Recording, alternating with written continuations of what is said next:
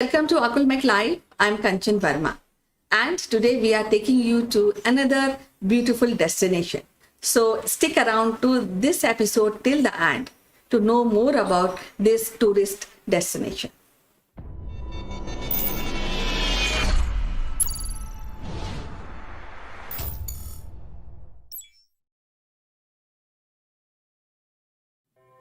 Welcome back, and today we have Mr. Sitesh Srivastav, who is a well-traveled person. He's an IT professional. He's closely related to radio broadcasting. So without wasting any other further moment, I would like to welcome him. Welcome to the show, Sitesh. How are you doing today? Hello, Kanchan. Once again, this week, would like to travel with you to another beautiful, beautiful destination within our Indian Ocean, somewhere on the eastern peninsula of the East Africa, in the Ethiopian waters, somewhere nestled between the Mauritius, the Reunion Islands, and the Madagascar. The scenic, the beautiful, and breathtaking Seychelles, Kanchan. I'm sure you have heard about it. Yes, I am so eager to really visit this place. It's a wonderful place, and this particular city and country is in the list of my itinerary. Maybe when I will plan, I will definitely go to the city. But I would like to know more about it. So tell me about this wonderful place. Well, Kanchan, this is part inside the archipelago island country within the Indian Ocean, not very far from Mauritius and not very far even from Madagascar in the Ethiopian waters. And this is a place, Seychelles, which I had a chance discovery on my way to South Africa in one fine year. And this is a place I realized, and I then traveled, and then I studied about it. I met the people, and it became a destination which I would like to go again with my friends, with my family. And this is a place which can take so much beauty within it. It is almost indescribable. And if you see on the world's one of the most visited places in the Lonely Planet Guide, and so many celebrities have visited this place. In fact, some of them have celebrated their honeymoon also. So not to tell you more in the beginning, this is a place which can basically bring so much emotions of wise, long-looking islands. And the interesting part is this is just 455 square kilometers place. In so many islands, I'm told 115 islands, Kanchan. So you can think that some islands would not be even 2 square kilometers as well. So Victoria is the capital, Mahe is the largest island. And interestingly, Kanchan, the name of the president suddenly brought back so much interesting connections with India, because the president is Vavel Ram Kalawan. And when I looked into it, Kanchan, his grandfather belonged to Bihar. Well, you know that even I heard that Seychelles currency is also called Seychelles rupee. So something which is I feel so connected with that place. And I would also like to know about the history, how this place became so wonderful and everybody wants to go to this at least once in lifetime. Well, Kanchan, around 1700s, let's not go back very, very long back, around 1700s, 1800s. This was a place which was visited by the colonial masters' ships, the British ships, the Portuguese ships, the French ships, and they used to stop at these islands, the bigger islands, and they used to refuel or relax. And that's how these modern, wonderful islands were discovered. And therefore, the influence of Eastern African countries, influence of Christianity, Protestant, Hindu, Muslim, and this is the language is Creole, Seychelles Creole, and of course English and French is a impactful language in the island nation. Interestingly, the visa of Seychelles is a very powerful, or not visa, the passport of Seychelles is very powerful. And the GDP of this country is almost like a $15,000 per year, which also showcases that this country is very rich despite being in an island country. An interesting part of this is, Kanchan, in 2020, the population of this country stands somewhere around 95 or 96,000 people only. And this is something which is so wonderful. Mostly these kind of places are only dependent on tourism, which Seychelles is also. But apart from tourism, they have a good, spice trade, cinnamon trade, coconut trades. Coconut is also called copra over there. Copra is also, it is called in India, some places in copra. So this country is a very futuristic country, and it is, you must visit it. And I had a chance to see it, and I must recommend it. Right. What are the places apart of the main place, Seychelles? And I also want to know about the art and architecture of this place. Well, Kanchan, from the tourist destinations, as you can see from the images that I am putting, the islands, the lush green islands, the marine biology, National Botanical Garden, Aldabra Atoll, Mont Blanc, Moyenne Island, and Victoria, which includes the Seychelles International Airport on the Mahe Island, the Victoria Market, and Seychelles National Botanical Gardens. So this country seems to be very laid back, and very friendly with the tourists, and lot of things to see, specialized high luxury resorts, and of course water sports, which I am not very fond of because of my freak accident prone nature, but I enjoy.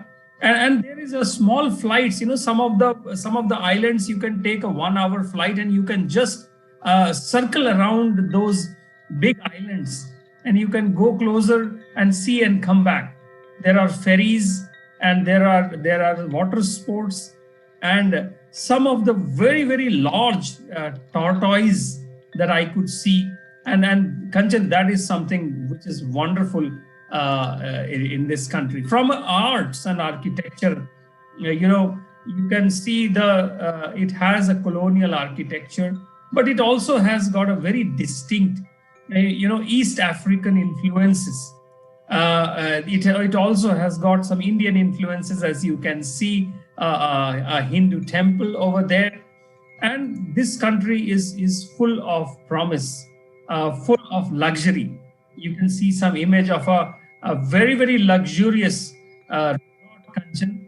And I figured out that I can't stay here with my even 10 years of my expenses earnings. So Kanchan, this is wonderful. And from a food point of view, there is a connection again from the Indian connections. So lentils, which is called dhal, DHALL, which is very popular, and of course seafood is definitely going to be popular because of the connection with the Indian Ocean. But there are 68 schools in the whole country. That's interesting. And most important thing that comes back to me is how they have maintained the relationships with the global world, and they're part of United Nations, and Air Seychelles is their flagship carrier, but they are connected to rest of the world by various other airlines.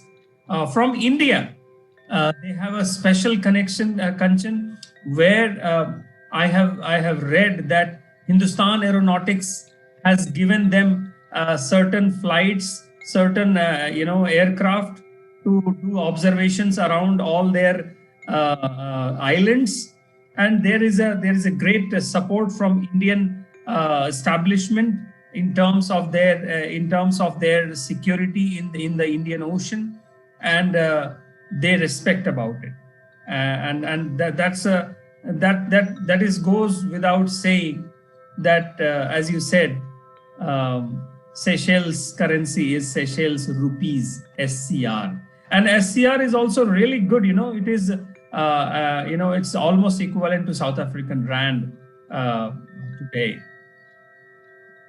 Well, you mentioned about the food, and now I would like to ask you: this is a place where vegetarian can survive well? How it is? What are the dishes this place offers? Well, Kanchan, being an island nation on the shores of Indian Ocean, the blue waters, it is a foodie's delight, especially from the seafood. But as I said, there is an Indian population also there. You saw our Indian temples picture as well.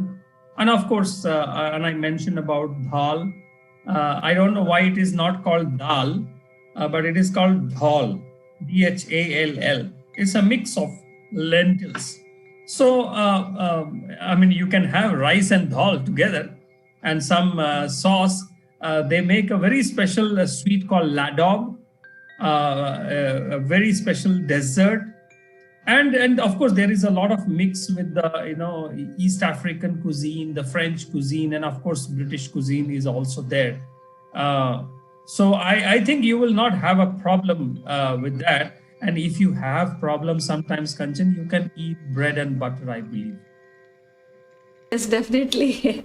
That is the last option.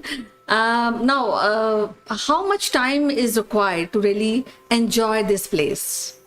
How much time we should spend to really see all the places in Seychelles? My advice to anyone who is traveling or to any island country, especially Seychelles, don't go for hopping it in few days, 4 days, 5 days, but try to go and stay there, get the feel of it, enjoy, relax, reflect, think, shoot, dive, be with the nature, and then come back. So to looking at Seychelles, I can say you must have a plan for at least 1 week to be there. But again, international tourism is expensive. So people go to Seychelles, they try to go to Mauritius, but Mauritius becomes a separate entity, a separate itinerary in itself. So Maldives, but I would still say, it is good to visit there for at least 1 week's time, so that one can enjoy not only the scenic beauty, but the people, the culture, the food, the history, and how a society, a culture has survived for so many centuries. I'm told that this used to also be, outpost of the, pirates in the Ethiopian waters. They used to come there for relaxing, sometimes even to hide out. But thanks to, the Commonwealth, which is Seychelles is part of the Commonwealth. It has got an international attention, and there are a lot of interests in that area from the international waters. Nearby, there are some British islands as well, still managed by the British. And Seychelles is well connected between Africa, between Asia and Europe. I'm sure for the US, one would have to change it from the Gulf countries, a layover, what they call. And I'm very, it's a highly recommended place, Kanchan. Well, as you said, it has a long history, and I think this is a place of cosmopolitan because you can find every person and visiting this place. So, what kind of cultural and heritage concept Seychelles is having? Well, Kanchan, as I said, it has Seychelles. They call themselves Seychellois or Seychellois in the Creole language. So the culture is around nature. The culture is around their geography. The culture is from the sea, and it gets its support from the religion part of the mix of with the people over there. Uh, it, as I said, it has got a very it got its independence somewhere in 1970s, if I believe, from the British system. But then again, it was a single party system in Seychelles for a very long time, till such time when the current president, Bavel Ram Kalawan, I'm so proud of saying that, became the president of the island nation. And, then it becomes a multi-party democracy with the parliament, and it is flourishing. Sometimes it feels that just with 96,000 people, you can still run a country, and that too so beautifully. It is of great pride for the Seselva people, as I know. Well, when we're talking about the tourist destination, and Seychelles stops on water sports and water activities. So what are those activities which Seychelles offer, and we should plan it when we are going there? As I said, Kanchan, I try to keep away from the extreme adventure or extreme sports.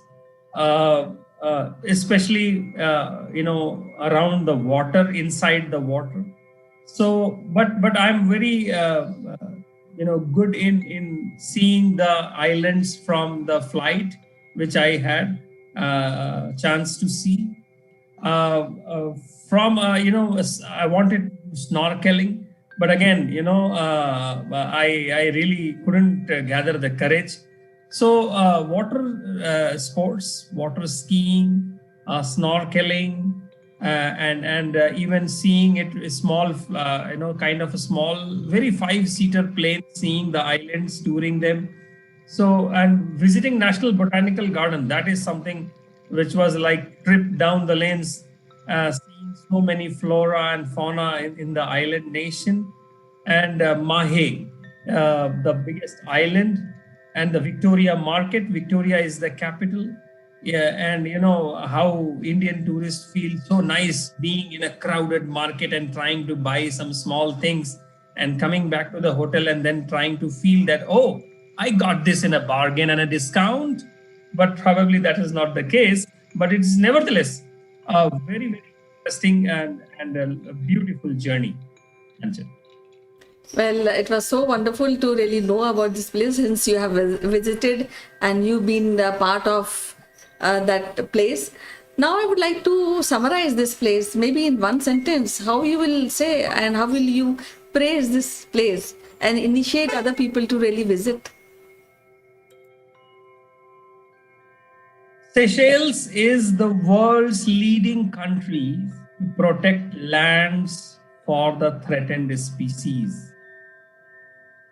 Territory for conservation, giant tortoise, species such as chestnut-flanked white-eye, Seychelles parakeet, saltwater crocodile, and that is something one must go and see how this nation has kept the environmental issues always in its forefront. So there was some time a market economy which was based on the trade of cinnamon, coconut, and other things, plantation, which is banana. But then now it is mostly tourism.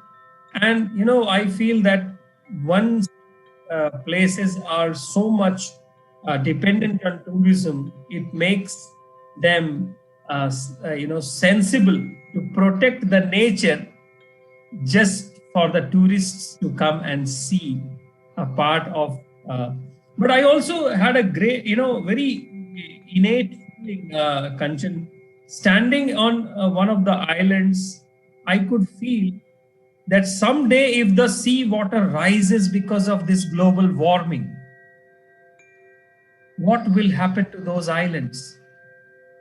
And this is true for all the islands in that region: Maldives, Mauritius, Seychelles, Comoros Islands, Reunion, all of them. And therefore the world needs to think about these pristine, beautiful islands and protect them, Kanchan. Well, before all this happens, I think we should plan this visit very, very early so that we can enjoy the place. And yeah, of course, we have to work towards a natural conservation and global warming, which is happening. I think that is a far greater issue, and not only the governments, but I think community should also think about it. But yes, by talking to you, I have come to one conclusion, that we have to plan, at least I have to plan to go Seychelles as early as possible. So it was so wonderful to talk to you, Sitesh. Any last thoughts? Kanchan, you will visit Seychelles and you will call me and say thank you for recommendation. That's all.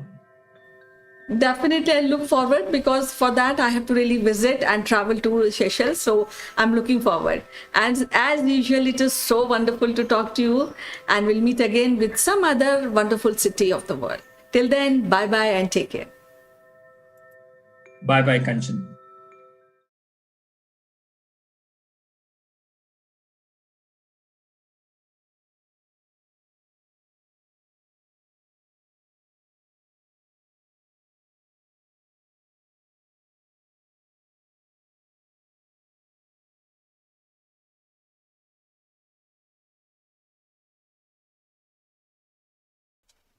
Hello friends, welcome to Akulmach Live. I'm Kanchan Verma, and today we have a special guest. She is based at Chicago and she is heading one of the popular internet Radio Panipuri. She is also running an NGO by the name of Sanjeevni, where she helps people who are suffering with domestic abuse. So stick around to this episode till the end. You'll get more information, and you can also have support and find out how you can escape or how you can come out of a domestic abuse relationship.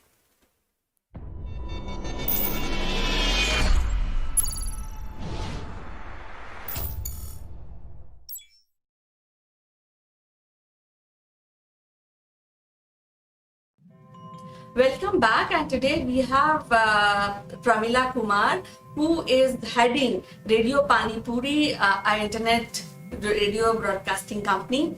Apart of this, she also runs an organization where she helps NRI to overcome problems which they face on a foreign land. So welcome to the show. Pramila, how are you doing today? Thank you, Kanchan. Thank you for having me with Akulmach. Well, we will be discussing about domestic violence. So first of all, I would like to ask you, what is this term means? Absolutely. And there's a lot of myth goes on with domestic abuse, domestic violence. So Kanchan, as we all know, abuse in any form for anyone is really degenerative for the soul.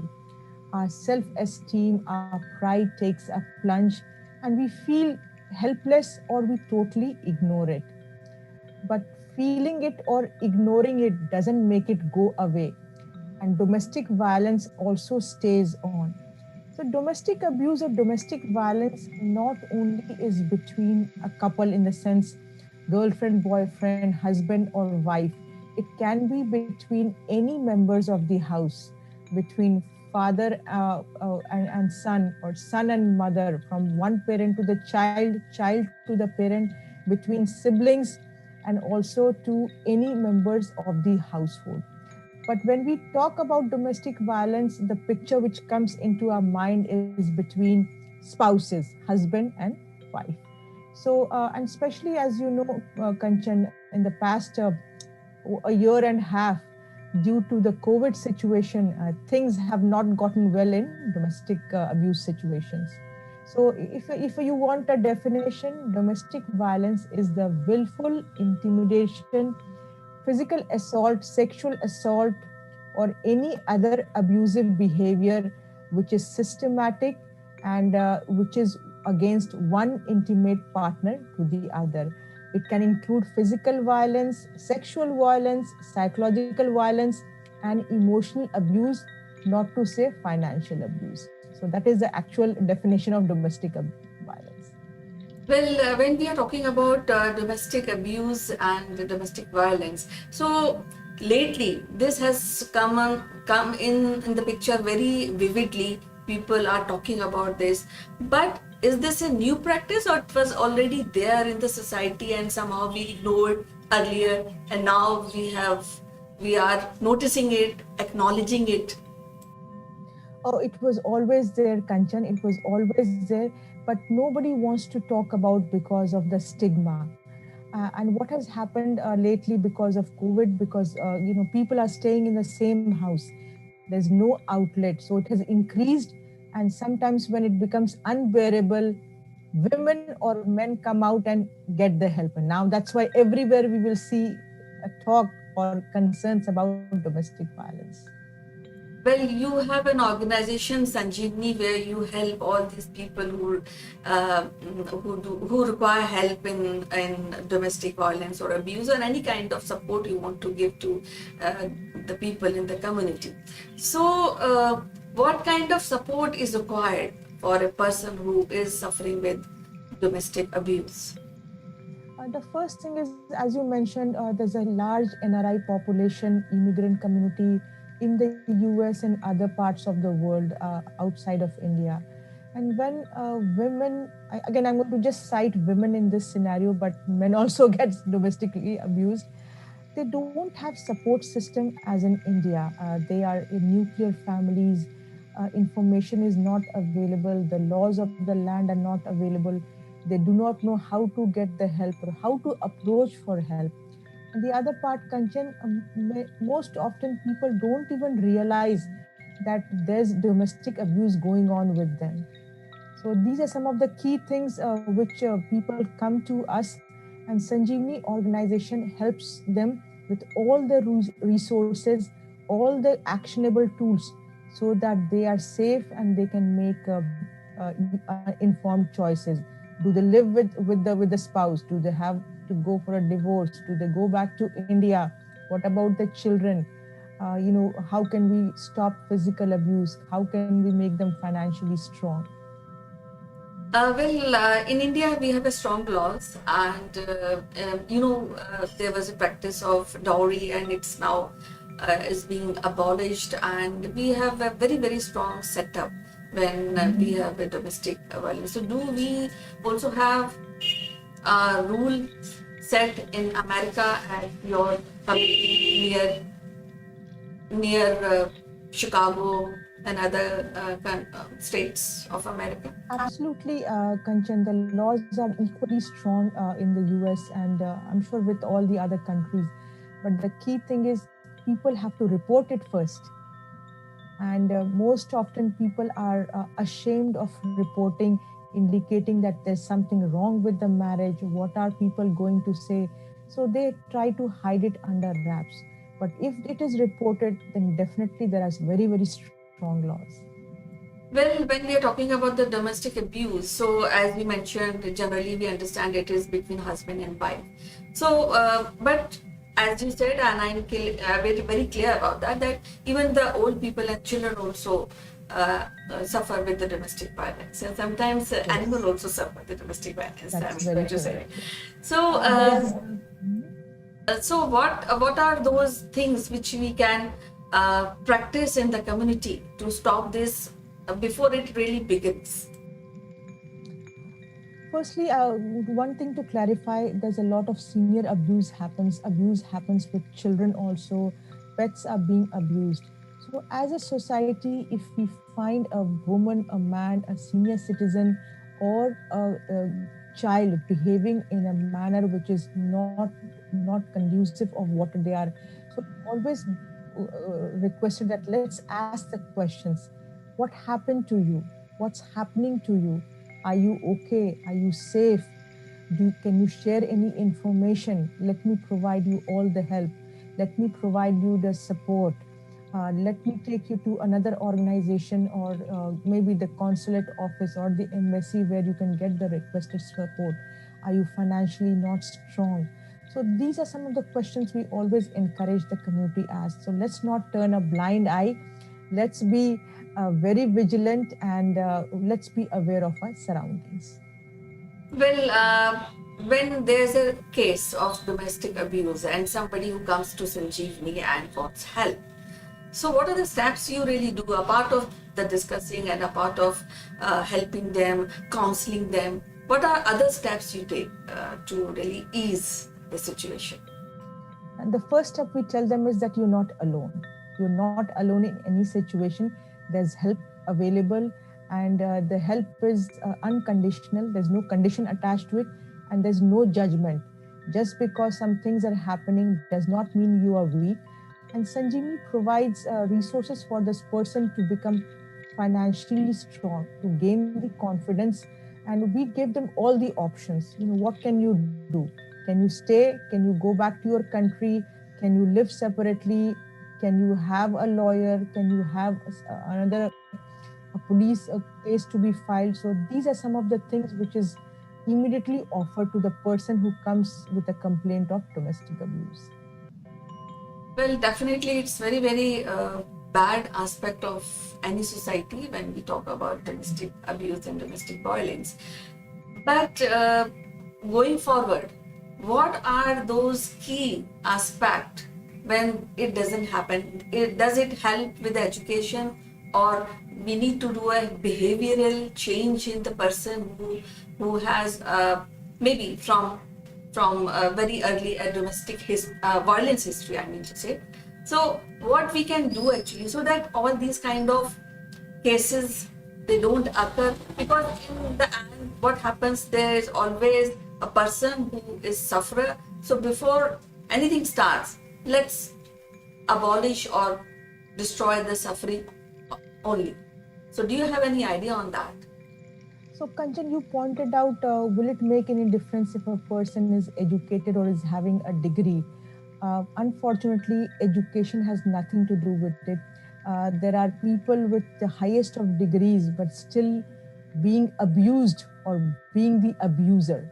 The first thing what we can do, Kanchan, is to, supposing you have daughters and sons, to teach the son to respect a female, and to teach our daughters that if there is something wrong happening to them, they should immediately voice their concern. They should not be, affected by that. Those are some of the two things which will help our kids become strong, matured, and responsible citizens, and respecting each other. So, if that is the case, we can abolish a lot of the domestic violence situations in future. Well, actually, you are very right, because I think it requires a lot of understanding, lot of emotional support for both the sides, because sometimes people are violent by nature. So I think that is support which we require. And a part of this, we also want that society should be very concerned about the both the parties, like somebody who's a sufferer and somebody who's doing a violence and abuse. So, last words you want to address or want to say somebody who is a sufferer or somebody who is doing a violence in the relationship? Our culture is a patriarchal culture, so things will change, but it may be in a gradual process. To anyone going through domestic abuse, either you are the abuser or you are being abused, please stop then and there. And if someone who is being abused, you always have options if you want to get the help. Please stand for yourself, because if you don't stand for yourself, the children or anyone will also follow suit. If you are the abuser and for whatever reason that you are abusing, step back, think about it, that why you are doing it. Is the person being affected part of your family? Love them, respect them, because that is what makes it go forward. And it's okay to say sorry, it's okay to apologize for anything wrong done. Stand up for yourselves both, especially the one being abused. Well, what happens, somebody who is an abuser, who has a violent history, and he wants to change? Does your organization Sanjeevani provide support at that point also? And do you have a community support also for that person who wants to change himself or herself? Absolutely. Yeah, again, help is always there if somebody wants to be helped. There are group counseling available. There are also lots of activities which take place to help this person be less abusive. And remember, Kanchan, the abuse doesn't stop right away. It's not a full stop. There are many commas in between. So it takes gradual steps. But the first thing is to say, I have abused. I'm sorry. I want to change. And then the help is always available. Yes, definitely, because I think it's better to revive yourself and to enhance your skills and to be supportive, have empathy in whatever we do. So I think you mentioned very critical points, and somebody who want to help, they can join you at Chicago, and help is there for everybody who is facing domestic abuse. So it was a good discussion, and we got a lot of information from Pramila Kumar, and we'll be meeting again with some thought-provoking episode next time. Till then, bye-bye, Pramila. See you. Thank you. Take care. Thank you so much. Bye.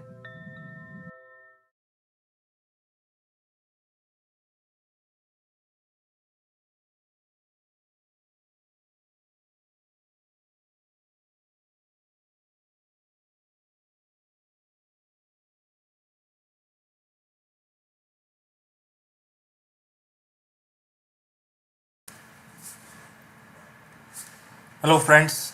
This is Chandra, and welcome to Top Brass. Today, we will discuss about the impending telecom industry money which has to come to the government of India.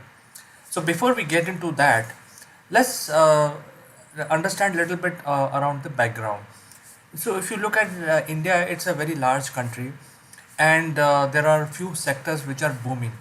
And when I say booming, these sectors are basically giving out contracts and tenders of a global nature. Some of these booming sectors are telecom, of course, one of them, pharma, then infra, and there are a few others. Smart cities. So these are the industries which are booming, and suppliers from around the globe are coming and bidding for these projects. These are huge projects.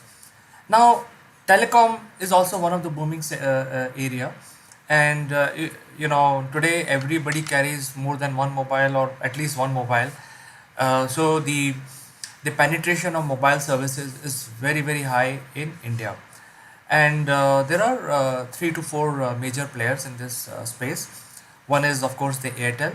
Second is Reliance, and both the companies are Reliance, and then the Idea, Vodafone, and then the government owned companies like MTNL and BSNL.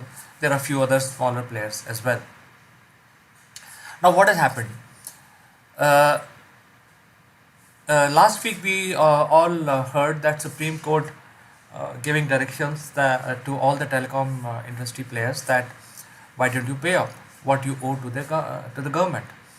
And this is almost like a 10 years old story, so we will have to go back a little bit just to analyze small facts. So I don't want to basically clutter your mind, but let's understand the fact why it is happening. So way back in during the UPA era, the spectrums were auctioned, and they followed a process called first come first serve basis. That means whoever come first will get this spectrum, and they will have to obviously sign some contracts and pay the spectrum license fee, etc. Because government of India owns everything. They own the land, they own the air, they own the spectrum of radio waves which will be transmitted, and all the telecom companies will be using all of these. So this was signed, and in 2011-12, the Controller Auditor General pointed out that there is a big scam. And then he rightly pointed out, because as far as the books of accounts are concerned, it looked like a scam, because there were a lot of irregularities. The telecom minister of that government gave licenses to whoever came first, and of course, there are allegations that it was not done in a very fair manner. However, the case continued as far as that is concerned, and most of the people are acquitted now. So we will basically discuss that part some other day. Let's come back to the telecom industry. So what has happened? What was the size of the contract? What was the size of the scam? It was a huge amount of 1.76 lakhs crore Indian rupees. It's a huge whopping amount which has to be paid by these companies to government of India. Now what has happened is that government, which was giving first in and first serve basis spectrum to people, they were actually very clever. They were, while giving it out to people, they were also signing a lot of fine print in their agreement. And somebody, some smart guy in that government, came up with something called AGR. So this 1.76 lakh crore amount is actually happening because of the AGR. So what is an AGR? Is the gross revenue of the entire company. So what AGR does is, basically you have taken funding from banks and from government and from various other sources, and you invest in telecom business, and you have other businesses as well. So if you sign taking spectrum from the government, at that point in time the government made all these new telecom guys sign up these fine prints which said, anything that you do, whether it is telecom business or anything else, the profit of all of those different businesses, you will have to give it to us. So all of these guys have signed it, which is Airtel, Reliance, Vodafone, Idea, and so on and so forth. And this 1.76 lakh crore is coming from the fact that there is a AGR which is signed in the contract. So if you look at the business of the telecom companies, you can see them straight away that they are not a pure telecom company like BSNL or MTNL. They are 50% telecom companies, and 50% are brand managers, or sort of event managers or content distributor. So 50% is telecom, 50% is other businesses. So what is happening is, government made them sign these documents, and whatever money these companies are making by selling telecom services as well as any other services which is associated with them, the profit on that needs to be shared with the government. So this is so I don't blame the government, I blame the companies, because these companies are huge and they are companies of the global nature, and they have all the lawyers, a team of lawyers with them, and if they missed out these things and they still signed on this, that is why the Controller Auditor General came after auditing the accounts that these companies owe 1.76 lakhs crore of money to the government of India. Now that was in 2012. A lot of things happened. It became a political issue. Uh, After the election of 2014, the Congress Party, the UPA government shrunk to 44 seats. The government was toppled. The new government came, and now when the new government came, they actually fought on these scams, because the first scam was 2G, and then there are plethora of scams in fact the scams were so many that every day there were new scam was coming out, and it was used on this on their political rallies to drive their points. The UPA government suffered major loss, and the new government came. Now, after the new government has taken over the power, ideally they should have recovered this money. And this new government came in 2014. They got re-elected in 2019, and yet there is no sign of this money which has to be paid. Now, what these telecom companies are paying, basically saying, they are saying that they cannot pay this money because this is huge, and government has given them spectrum, but government is asking for the share from all other different businesses that these companies indulge in, which is unfair. So they are trying their level best to get out of this situation, and somewhere the current government empathize with their point, but nobody can take any action. Why? Because it's a very tough decision. Number one, that 1.76 lakhs crore rupees which has to be collected by the Indian government, if they say, okay, this was not a right contract that UPA made you sign, and hence we can overlook all of this and make you free and all that, then the current government will suffer a major setback, because they came to power by highlighting these issues on the street in their political rallies. So they didn't do it. They didn't want to touch it.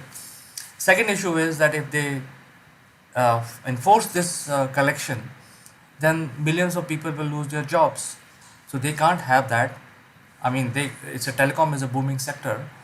A lot of millions of people are employed in this space. And if some companies fold, like Vodafone and Idea, they are saying already that if we are willing to pay, but we will need to declare bankruptcy.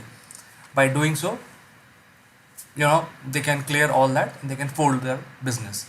So it is not so simple, because a lot of people will lose their job, and they are not like airlines where a few thousands. This will be million people losing their job. It's going to be a big problem. Third thing is the face saving. The current government said the previous government came out with so many scams, and a lot of things happened, and now they are in power.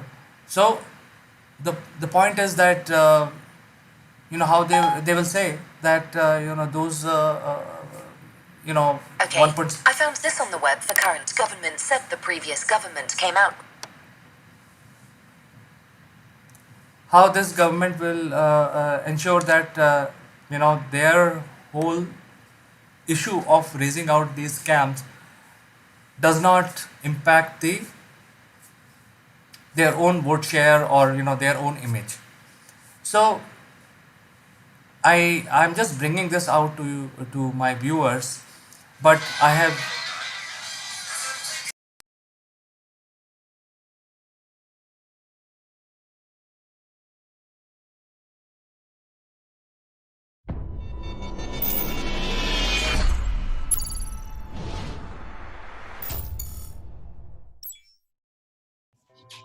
Hello friends, this is Chandrakant from Akulmach Technologies. Welcome to Top Brass.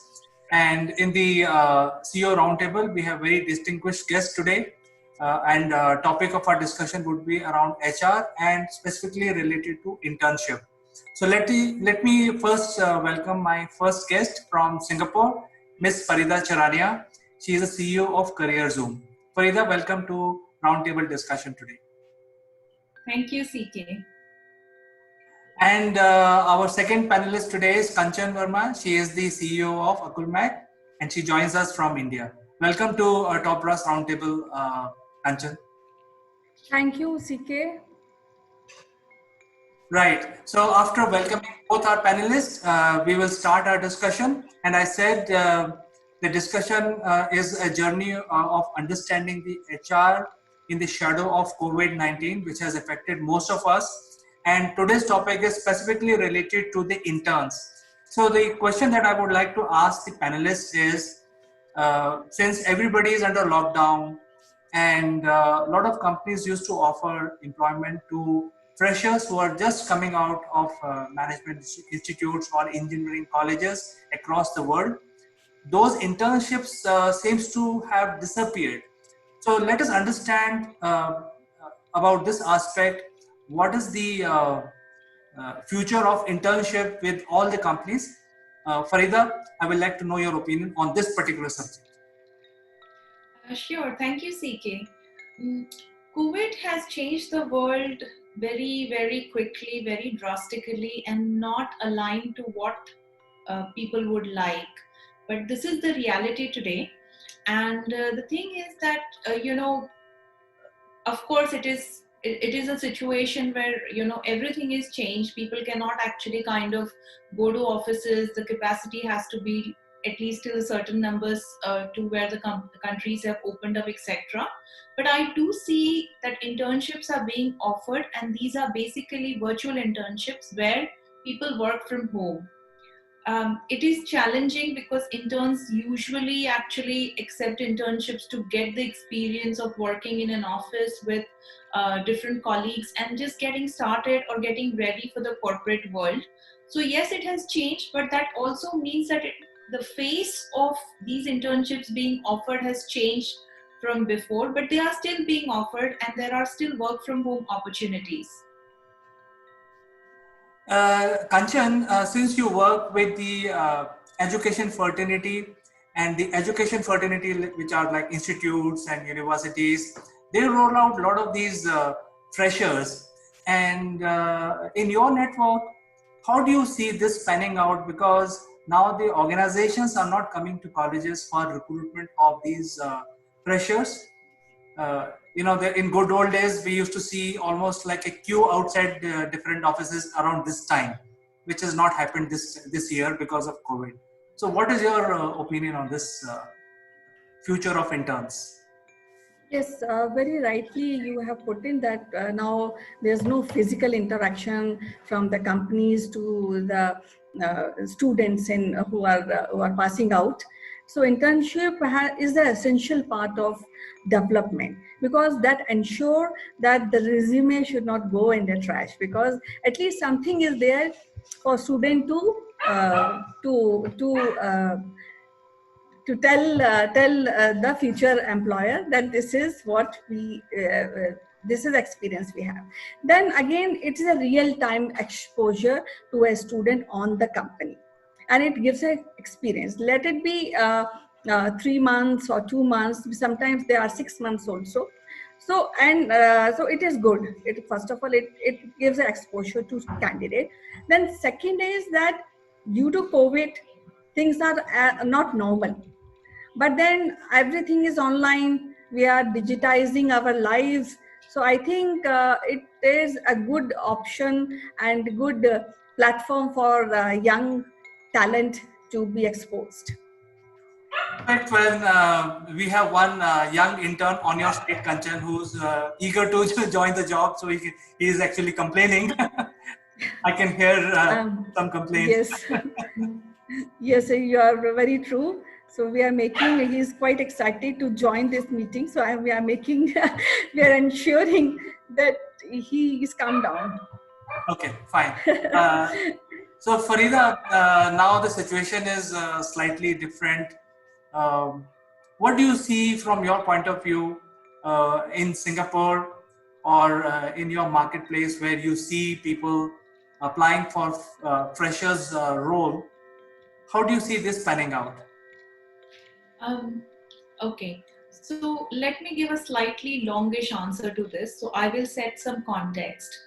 In a country like Singapore, the government takes a lot of steps to make sure that internships and grad hirings continue. The face of these offers would be different, but they are still happening. And officially and unofficially, there are a lot of resources for people coming fresh out of college or looking for internships. So if you talk about Singapore, a lot of these internships are being offered virtually. And if you talk about other parts of the world which I am conversant with, like for instance, I'm very well conversant with the UK and European markets, and within my network, I do see these internships being offered. Like UK is, kind of going back to normal. Singapore is in phase 2, so almost back to normal, and with 25 to 30% capacity, maximum to up to 50% capacity, the offices are still coming back to work. But the thing that I see here is that internships which were offered slightly earlier and interns who are working from home, they are also developing another skill. This is basically, one is self-discipline, because when you work from home, it's very easy to get distracted. I always get distracted by things like my dog is barking, or the windowsill is dirty, or maybe I should take a snack. The bed is super inviting and I want to lie down and reply to my emails. And this is after 20 years of experience in corporate world. So for an intern who has not been used to this discipline, is something that they learn very quickly. It's a steep learning curve. Secondly, I also see the young interns that I've been dealing with, they adapt very quickly because one, they are technologically very savvy. But then, that doesn't mean that, they would not face issues. So something that I see sometimes, people don't set up their Zoom meetings in advance. So they don't know how, the voice is going to sound, how they are going to actually look on camera. Can they be seen completely or not? People do not understand that they have to wait for a cue to speak. So, people talk over each other. But these are skills that, over a period of time, in a couple of weeks, these interns are learning very, very quickly. So this is just opening up a completely new, training for these people, because they are getting exposure to remote working very early on in their life. So this is a difference that I see. If you are asking me a specific question, please ask, because I love this topic and I have seen so much in the last few days that I can go on speaking for a few hours. Yes, I think the specific question that I have in my mind is, earlier we used to always have Saturdays and Sundays, especially the HR people interviewing the right mix of interns for their different teams. Now HR is operating from home. Companies, as you said, 30 to 50% are operating from home still. And the interns are obviously have to come into Zoom meeting or some sort of other meeting. So what kind of jobs these interns can be given first, so that they can be interviewed appropriately? And second is, what is the modus operandi now? Because interview on a Zoom or a video platform is fine, but how they, what they will deliver during the internship? Sure. So I think HR, the role of human capital management or human resources has changed very, very quickly, and this pandemic has been responsible for it. So earlier, it used to be assessment, checking whether there is relevance, and then bringing on board someone and then assigning a project, because most companies would have a few projects which need to be done, and they would assign those projects to interns who come in. Now the face of these internships, I see it changing very, very drastically. So the thing is that because it is remote work, they have to be put in a project which they can actually add value to. So it's no longer, photocopy my papers, go and get my coffee. That doesn't work. It's a very specific thing that most interns are asked to do. Like for instance, if it's market mapping, they are told exactly what they need to do and they are expected to execute it exactly the way they are trained to do it. The training is also very, very quick. It's mostly video calls, Zoom meetings, etc. And they are trained how to do it. So let's take an example. For instance, it's a new market entry for a company selling software. So the instruction to the intern is very clear that it's a market mapping exercise. I want to know how many companies within this particular sector operate in this particular geography. Once you've made a list of those companies, I want to know what are they using for this particular capability at this point in time, what software are they using or are they not using anything. Find that out and who are either the influencers or the decision makers for that particular capability for that particular company. So it's very clear, timelines are very clear, and I think with all of this, the working has become a lot more efficient. So efficiency is one more skill that the interns are learning as well. So this is one example of a project.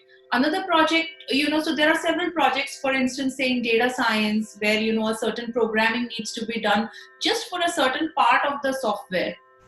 Probably just creating a UI for a new product line within that particular software, etc. So very clear, specific instructions are given and very clear results are expected. So I think that way this entire thing has become very, very efficient.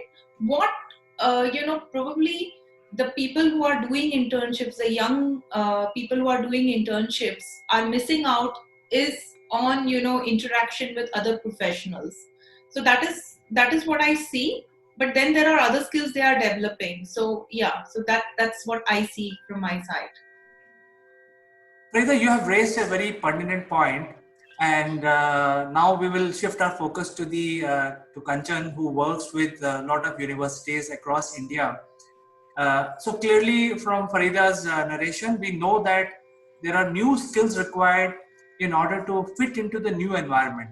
The one of the skills required is basically how do you get into a video conference. So, and second is how do you deliver when you're working from home, and what are the skills required to deliver that job. So, Kanchan, my question to you would be. Uh, are the universities equipped enough to impart these skills to their students so that they can be successful in their internship role? Uh, this is a quite a interesting questions, and I would like to tell you that currently, because this pandemic has changed so many things overnight. So currently, universities are not equipped to really go online because there are many issues. But when we are talking about internship, because internship is not only only getting a kind of experience online, but it also industry sensitive, because every industry cannot enjoy the platform of online internship. So that is a very, very crucial and critical aspect of for internship going online, and then the aspect of delivery come later, because first they have to learn basic how to be presentable, how to be good communication, how to be a good listener also. So all these traits in turn has to be should be equipped by universities first before they go online. So I think from our discussion today, we clearly realize that there is a gap in the skill sets which are required. And I think we are talking mostly about the IT and IT ES services based company, but I think the industry is much, much bigger. So we have not discussed the state of affairs with regard to interns in those industries like manufacturing, healthcare, shipping, and so many other industries where people cannot really go and work from the office, and they cannot even work online. So I think there is a challenge, and there is obviously a gap which we have identified. So Farida, I think last word to you. You like to give some advice to the interns or education institutes or even companies to change their ways to identify the right mix of people for internships? Well, I think, my advice cannot be generalized, because like you mentioned, there are, industries where the interns need to have hands-on experience. Like a culinary intern cannot work from home. They can't be serving food on online meetings. So, there are, of course, a lot of limitations, and I do hope that, it kind of starts clearing out soon. But till that time, there are jobs which can be done online, and the ones that we discussed. I think one of the things that anyone who's taking up these internships and delivering their projects online, they need to, like Kanchan said, they need to also be a very good listener, because they will otherwise end up talking over each other. It's very important to self-discipline.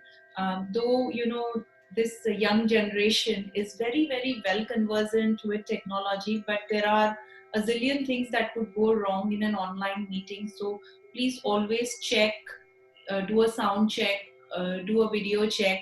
Do not just start working in your pajamas, because it's not good. Freshen up and work as you would work from the office. I've been in the business for 20 years, and even today I do not actually start my work before I am dressed like I'm going to office, because it just doesn't give you that feel.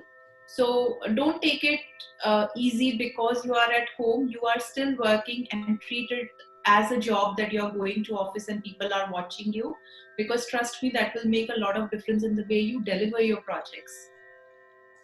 Well said, Farida. In fact, discipline is the key to success. And I think clearly from our discussion today, we realize that there are obviously a gap in the in education institutes, also in the learning and development industry itself. So I think there are gaps need to be identified. And also, I feel that there is a concept of virtual office that needs to be adapted very rapidly to solve the growth aspect for the youngsters. So it was pleasure talking to both of you. Farida, it was wonderful talking to you, and Kanchan, it was our pleasure to have you on our panel today. Thank you so much. Yeah, it was a quite interesting discussion we had. Thank you very much. Thank you. Thank you very much. Thank you, Farida. And Kanchan, we will meet again on some other subject on the CEO Roundtable. Look forward. Bye-bye. Bye for now.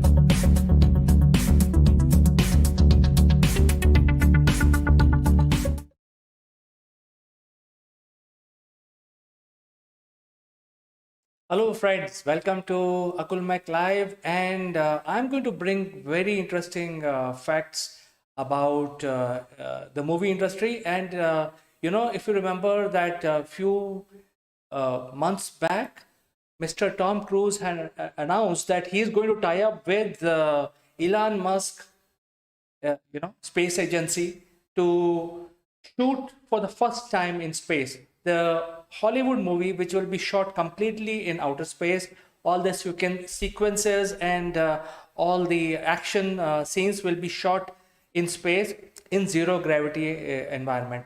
And then we had brought this news to you a few months back, and we also told you that the Russians have probably beaten the Americans once again, and they had blasted off in space for their own using their own space agencies and for their own movie production. And this time they have already finished the shooting, and they were there in space for 12 days, and they have finished the shooting in their entirely zero gravity environment, and now they are heading back to Earth. This movie is called Challenge, and this is starring a very popular actress in the lead role from Russia called Yulia Perislit. And the whole movie is about the emergency surgery being done in this space. And this is about the doctor, which is played by Yulia, traveling to space to ISS to perform this emergency surgery in outer space. So we will actually come to know more about this movie. I think the interesting part is this is the final frontier as far as the mankind is concerned, and this is the first movie ever shot entirely in space in zero gravity environment. So we are waiting to see how this movie comes out, because I'm sure the scenes will be very realistic. So friends, are you waiting for this movie or not? Do write in and send in your comments, and I will catch you in the next one.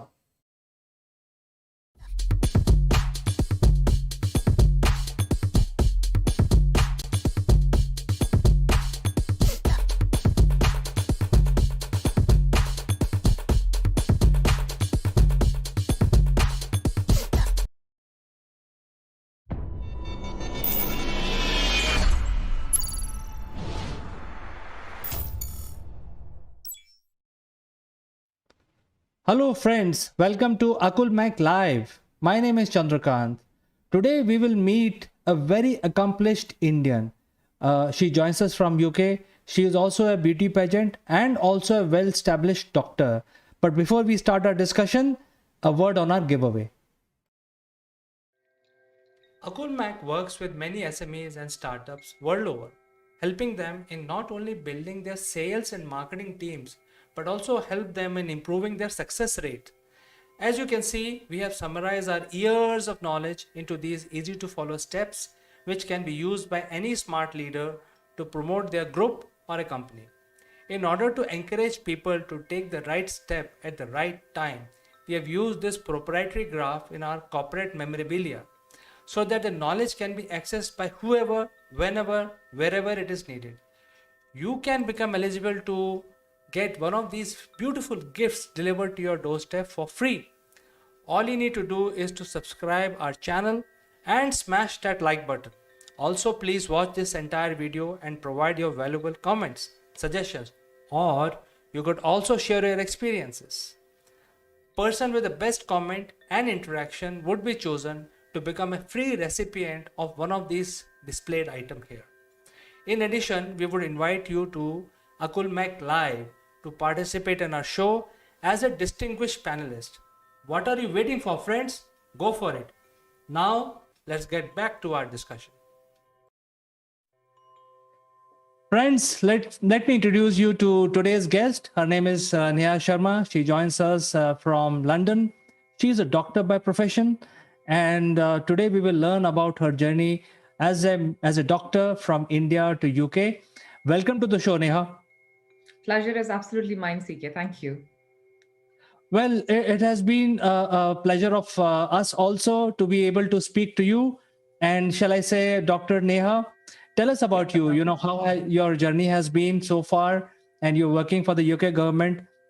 How you do you like working for UK government, and you have also worked with in India? What is the difference? I think we'd like to know. There are so many questions. We'd like to know answers to those today. Sure. Thank you, CK. It was a pretty interesting roller coaster ride, I would say, like any other medic, which I had so far. But I can only say, when you say about India and UK, I can only say that I have a massive regards for both the system, and I've been trained from India, and I carry that legacy with me. And when I'm working in NHS, I never forget my root as well, that I'm from India, and I've been so far, I have worked so hard in my life, and everything, like if I feel confident, if I feel like aware about my field, then it's because I've been very robustly trained from India. So I carry that thing in my mind. I've never forgotten that, despite working for NHS.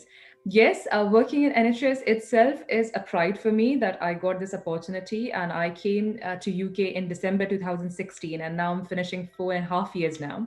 And since last 1.5 years, like I'm working as a consultant here.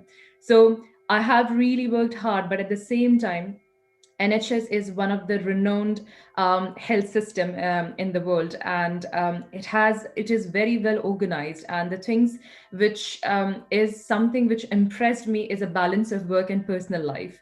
And I think this is something which has actually led me to settle down in UK.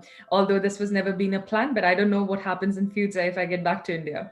But yes, the journey was always very interesting, and I've been like, as you know, that it's so like appearing in the medical exams and getting a seat itself is a massive struggle in India when you're competing with millions and millions of students at the same time. And obviously, being from a general category, it was always a struggle to being a topmost to get whatever subjects I want. So it was a roller coaster ride, but so far I've been enjoying a lot. I've learned a lot, and I've been reflecting that on my practice now. Well, Neha, a lot of people know you. And for those who don't know you, let me tell the people, the viewers, that Neha Sharma is also a beauty pageant. She is a perfect mix of beauty and brain. Why don't you tell us about how the beauty pageant happened in your life? I think, CK, that was just out of the way. It just came up, and I just thought, like, if you see the fashion industry, I think there's not even a single girl in the world who's not being fascinated by the fashion industry. And I think that was the main reason, like, I wanted to experience that, although I was not very sure whether I'm eligible, I'm not eligible, or what is there. And it just happened because I just want to do something side by side apart from my profession, which gives me a kind of broader platform to serve the community. And actually, that was the main intention why I entered. It was not with an intention to win any title or to go ahead or to go for international or universe or whatever it was, but it was with an intention that I wanted to do something for the community. But to do that, I wanted to have a wider platform where I'm being connected with various other women in the platform, and I know their like strength and weaknesses, which I can learn from them. So I think that was the main reason why I entered. But so far the journey is endless. I won Mrs. India UK 2019 second runners up, Goodwill gold title, and intellectual silver title. And I think intellectual was just because I was a medic. I thought probably I was the most privileged out of all the contestants. So that was really nice, and I felt that after that, like a lot of things changed in my life as well. The way I carry myself, although I was always focused being a medic and doctor, I think the most important thing which I've always focused is on my personality, the way I carry myself, my communication skill, and how I treat others. But I think when you go to different industries, like I'm saying, different fields, and when you get different exposure, I think you learn a lot of things from that, and you actually build up your personality in various aspects of your life. So I think that is something which happened. But recently, I was working for an NGO, like I'm still working for an NGO, which is called All Women Rock, which is based at California. And Carl Wilson is a founder of that. And I was very privileged when I got connected with him. He recognized my work, which I was doing anyway as a medic as well. And recently, I won the title of Miss All Women Rock Global Elite 2021 and 22. And I received my tiara, my beautiful crown, and even my Purple Heart Award, which was just as a Corona warrior, being a frontline worker and serving the community. So I think I'm very, like, I'm enjoying my journey, and I'm enjoying these various exposure. At the same time, I feel like there's a lot of work which we can do as an individual for the community. It's just not about keeping your knowledge, keeping your wisdom, or keeping your experience to yourself. It's all about giving to others. And I think I'm on a mission to pass on this to my next generation. And I'm helping a lot of immigrant doctors here in UK for Royal College of Pediatric and Child Health. I'm also their overseas trainee ambassador, and I am involved with them in helping all the immigrant doctors who are coming to UK. So I think I'm just learning from that, and I'm just helping other people in the same way where when I was coming to UK, people helped me in the same way. This is my mission to help others as well. It is always amazing to talk to a personality like yourself, because you have been recognized, you have been working to help the people, you have been working with the patient, you have been awarded a Purple Heart for serving the community. I think it's amazing. I think you are a all-rounder, as we say between UK and India. You have been You're an modest. all-rounder. You're too modest, CK. I would say you're too modest. Thank you. Well, having said that, you have done so much at such a young age, and you have been recognized world over at such a young age. Tell us something which you really like doing. One incident which really, something which drove you and you wanted to achieve that. Is there something like that in your, in your heart, which you can claim that it is yours and you wanted to achieve it?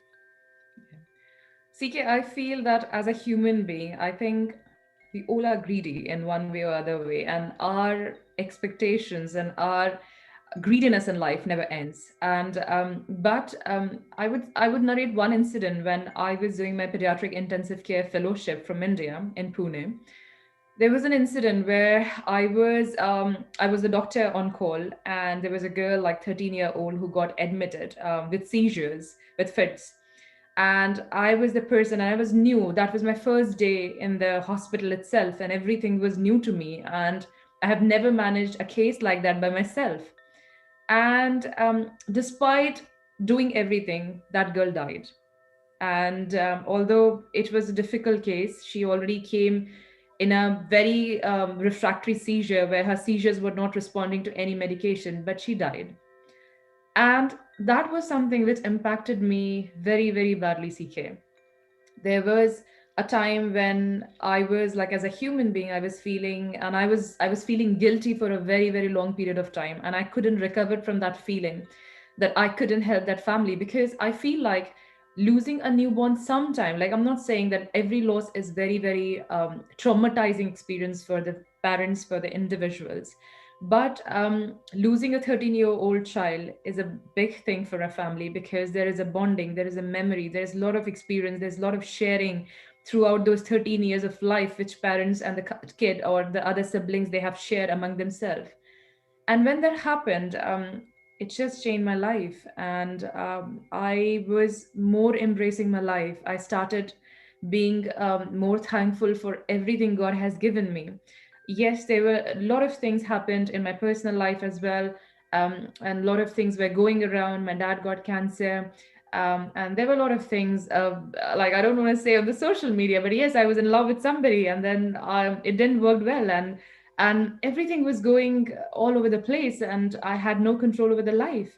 And I was also there, like when my dad was getting operated for his cancer prostate. The surgeon called me in the theater at the Leela. There was a hospital in Kokilaben Dhirubhai Ambani Hospital in Mumbai, and he was getting operated there. And I was being called in the theater to see the surgery, and I was just shaking. I couldn't see my father being on the ventilator and going through all these things. So I think that just changed my perspective. And the question which you asked me, that what I aspire, like what I want my future, or maybe what I want in my life, I think, CK, I just want to be happy, and I just want to embrace every little second which God has given to me, with my friends, with my family, with my husband, with everyone around.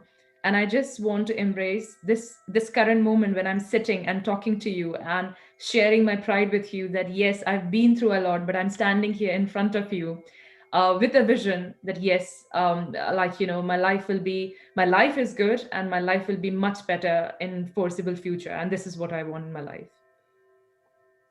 Well, I think you have shown us the human side of doctor, because normally we don't get to see that, especially when you mentioned about that case, the patient died. Uh, I think most of the doctors are sort of used to that phenomena, and patients don't see this side, what you're showing us today. So I think it's a learning for all of us that doctors are also human. They are also affected by It's very emotion. difficult. It's very, very difficult. And somewhere, like, I'm a kind of person who doesn't think from brain. I think from my heart. And sometimes it is too heavy on me as well, when I am seeing that I can't do anything for my little baby. Like, I'm a neonatologist here, and I know there are a lot of things which happens. There are a lot of complications which can go here and there. And even if everything is going right throughout the pregnancy, there could be something which can happen during the delivery process or after the delivery as well. So it is hard for every medic, and I only request to the people, like whoever is listening to me, that it's not easy to be a doctor. And I know that in last few years I have seen that chemistry between doctor and the patient in India, and in a lot of part of world, I'm not saying just in India, but in many part of the world, it's being somewhere offset. And I think it has to get back to a same, like it has to get aligned, because I know there is an expectation from a patient side, and also there's an expectation from the doctor side as well, to be treated as a human being, as another human being. And I'm saying that just because even during this COVID outbreak, a lot of my colleagues, a lot of doctors, a lot of nurses, they've been died treating the patient. And it's not easy, and it's not fair for their family to be in a situation where they couldn't do anything now because the loss has happened. But I think this is the time when people should acknowledge that we all are human beings, and we are working round the clock. And I'm saying that, CK, like in last 1.5 years, like I've been working without taking much of offs. Like, yes, I do got like in between some annual leave, but I'm non-stop working, and I'm like literally at a stage where I feel that I need a break.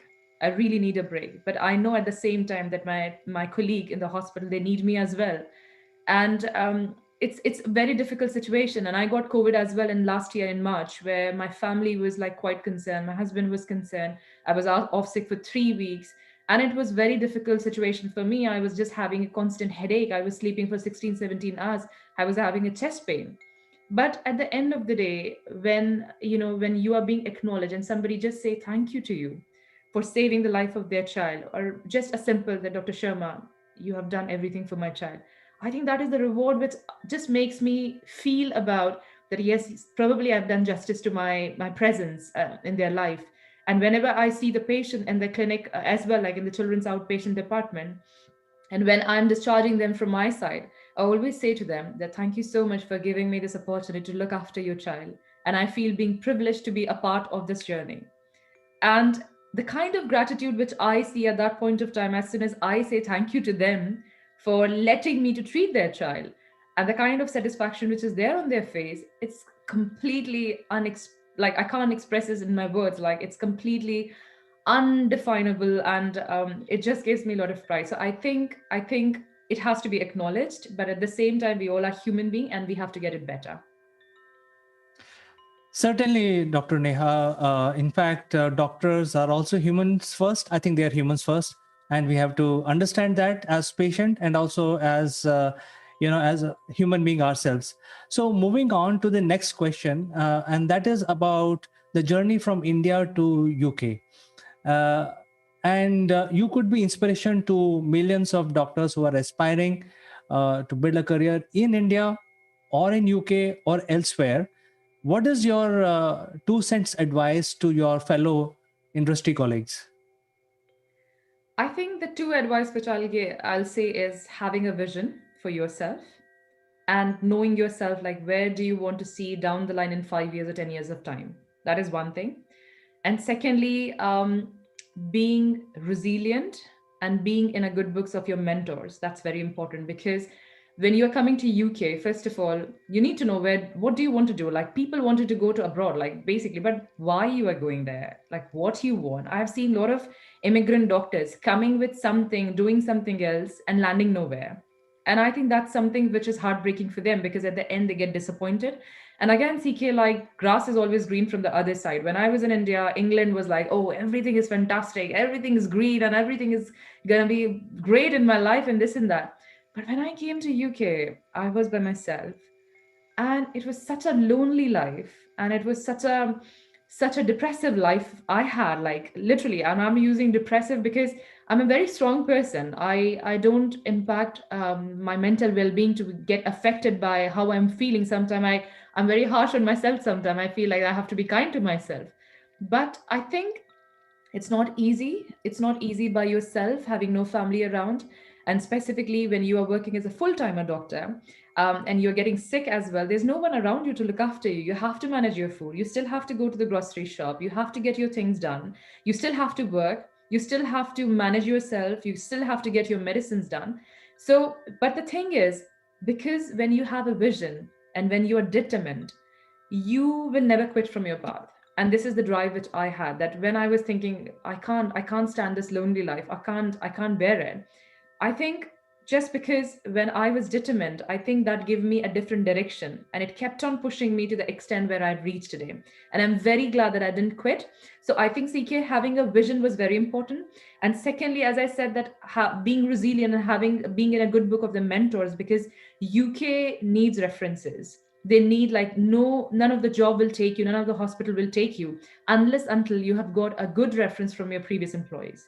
So I was very blessed that I had a very strong mentors in my life, and I'm connected right now, even with my school teachers, even with my medical school teachers, my fellowship teachers, like from where I've done that, my postgraduate teachers, and right now in every unit where I worked. And I'm on a WhatsApp group to everywhere.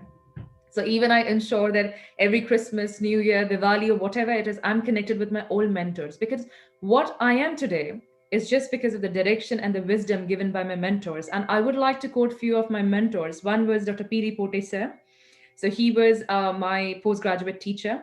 One was Dr. Dhaneria ma'am. She was a pediatric head of the department when I was in my medical school. One was Dr. Suryavanshi sir, Dr. Pradeep Suryavanshi sir. He's a head of the department at Bharati Medical College.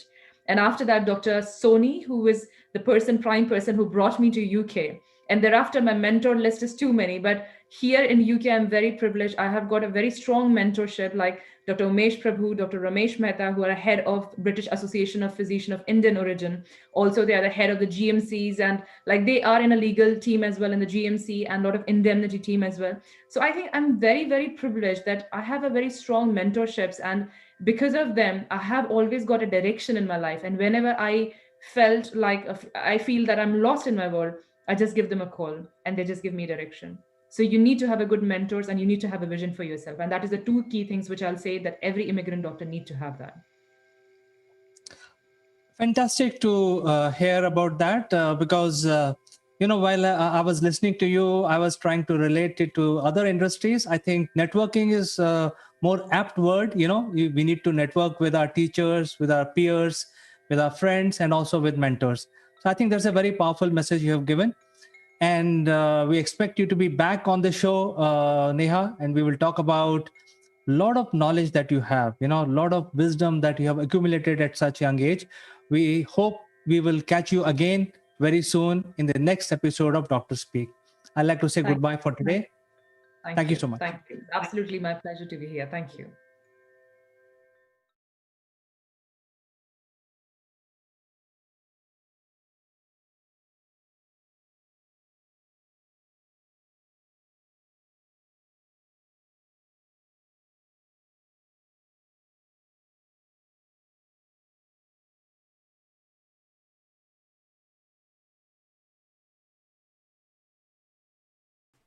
Hello friends, this is Akulmach live and I am Chandrakant. Today we want to discuss the subtle difference between personal branding and the corporate branding. What is the difference between the two, how these two are complementary, and which comes first, which comes second, and all of that. But the importance of having a personal branding is so vital for your general day-to-day life, also convincing your audience, and also be successful in life. So I think that is a very crucial aspect of the branding process. To discuss this very important subject, I will be joined by a special guest who is joining us from UK.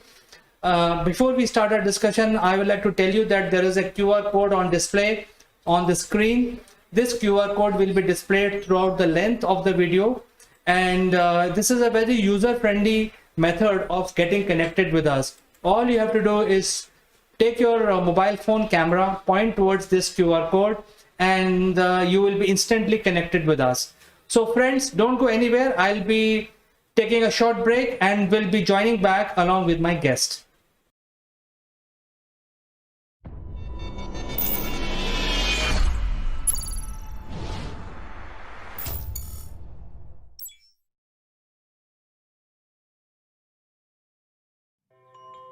Welcome back, friends. And today we want to discuss about the subtle differences between personal branding and corporate branding.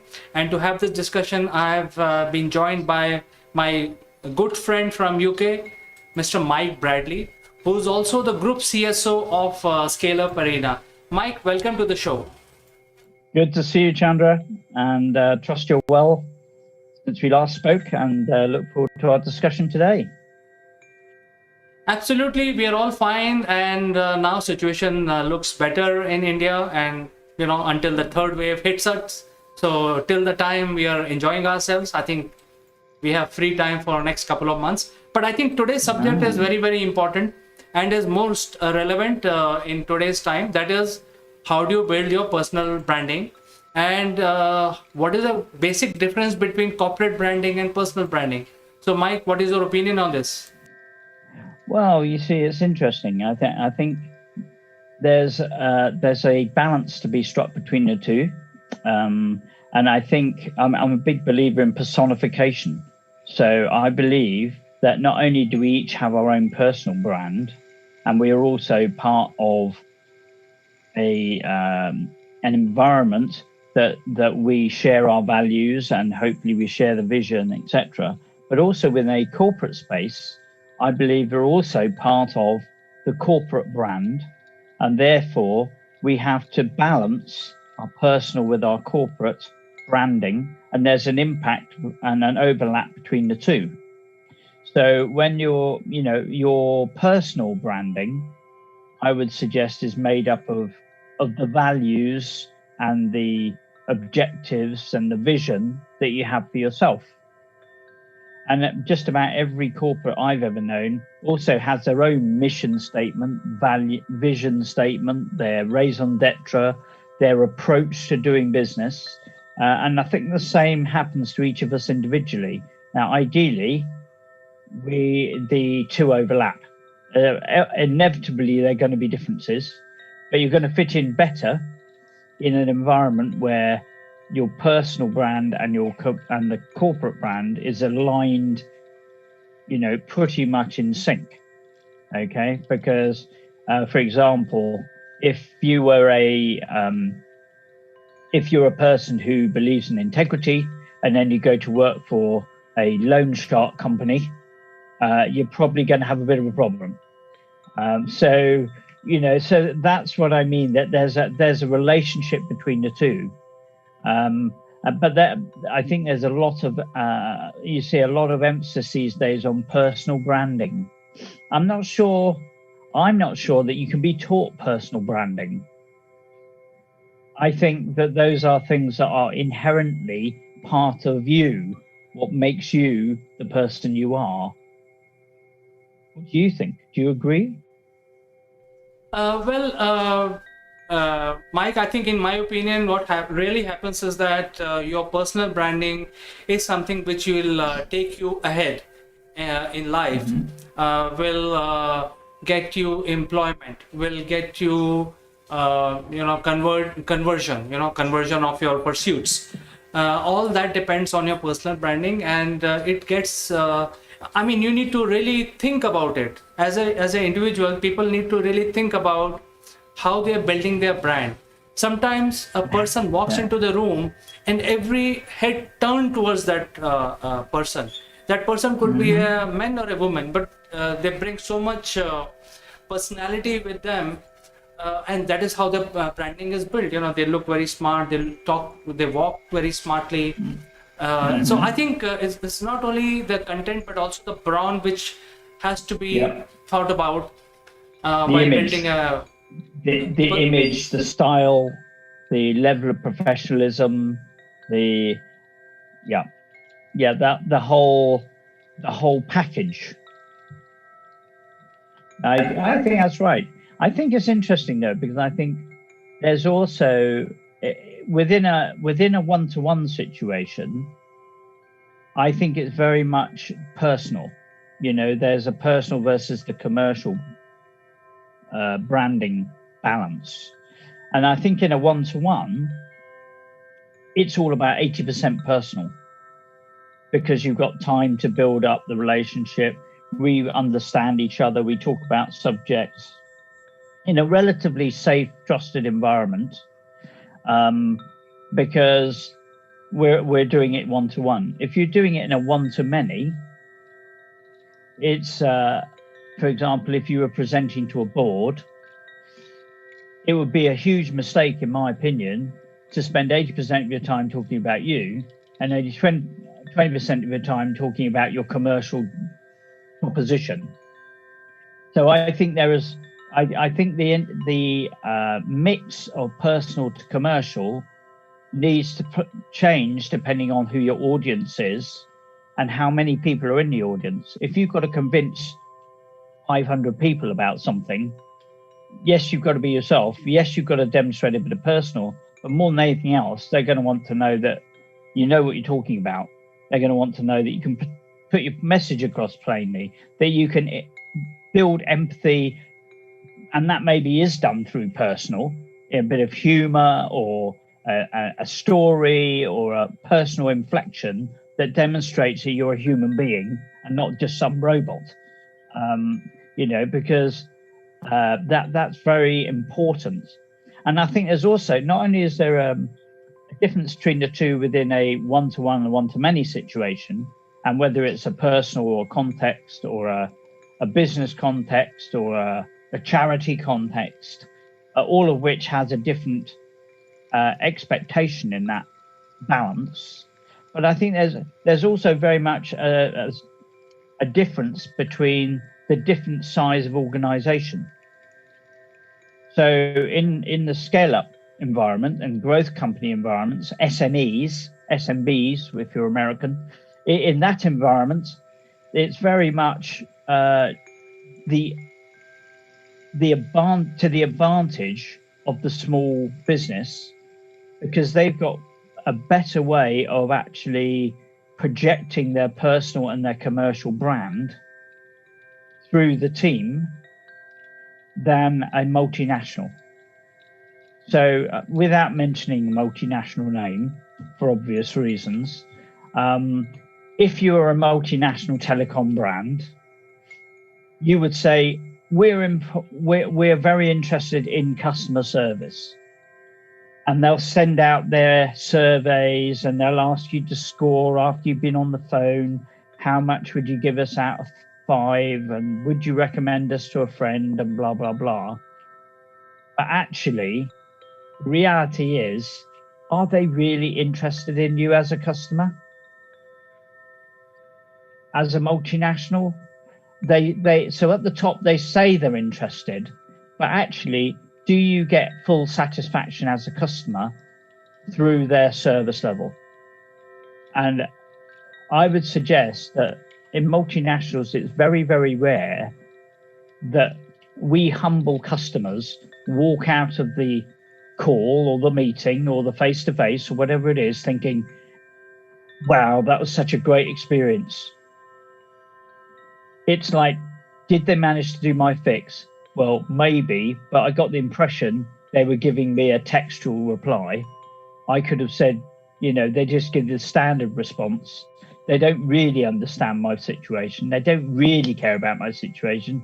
All they care about is getting me off the call as quickly as possible with a booking for an engineer so that they can hit their call stats every day. Whereas I think in an SMB environment, an SME, small business environment, there is a real opportunity for the leaders' values and the corporate branding, the commercial branding values to be put across by all the team. So, if you phone into a small business, into an SME, there is the opportunity for even the receptionist to give you a feeling for what the values are, the personal branding values and mission is of that organization. So I think there's very much a great opportunity here. And I think this is where the differential is going to be in the future.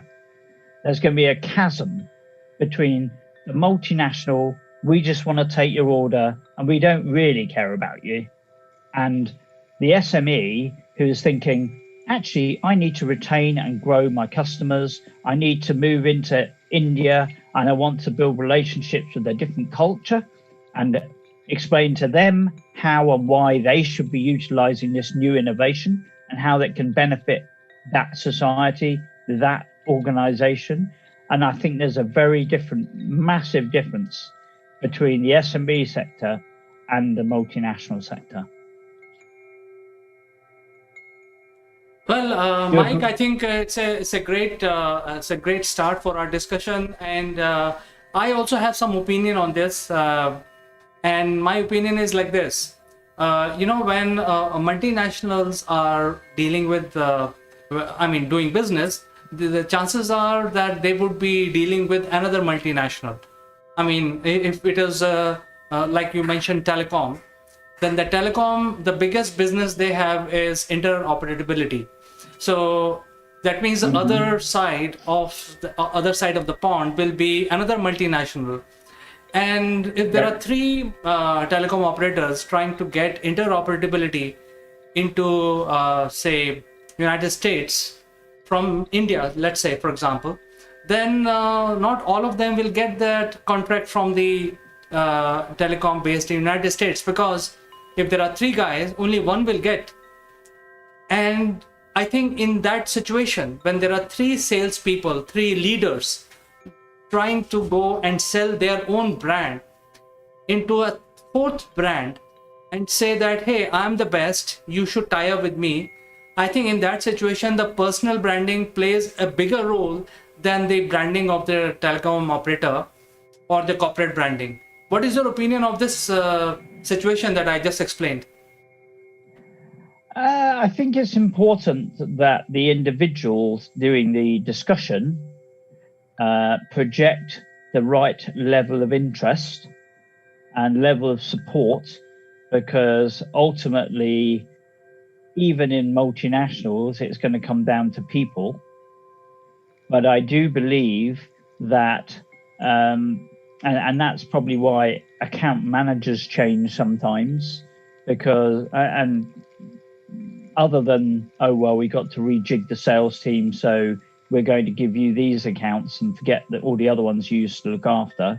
I think that can be overlooked. I still think, unfortunately, in multinationals, it is not, the personal influence is not looked on quite so much as the political and the commercial objective.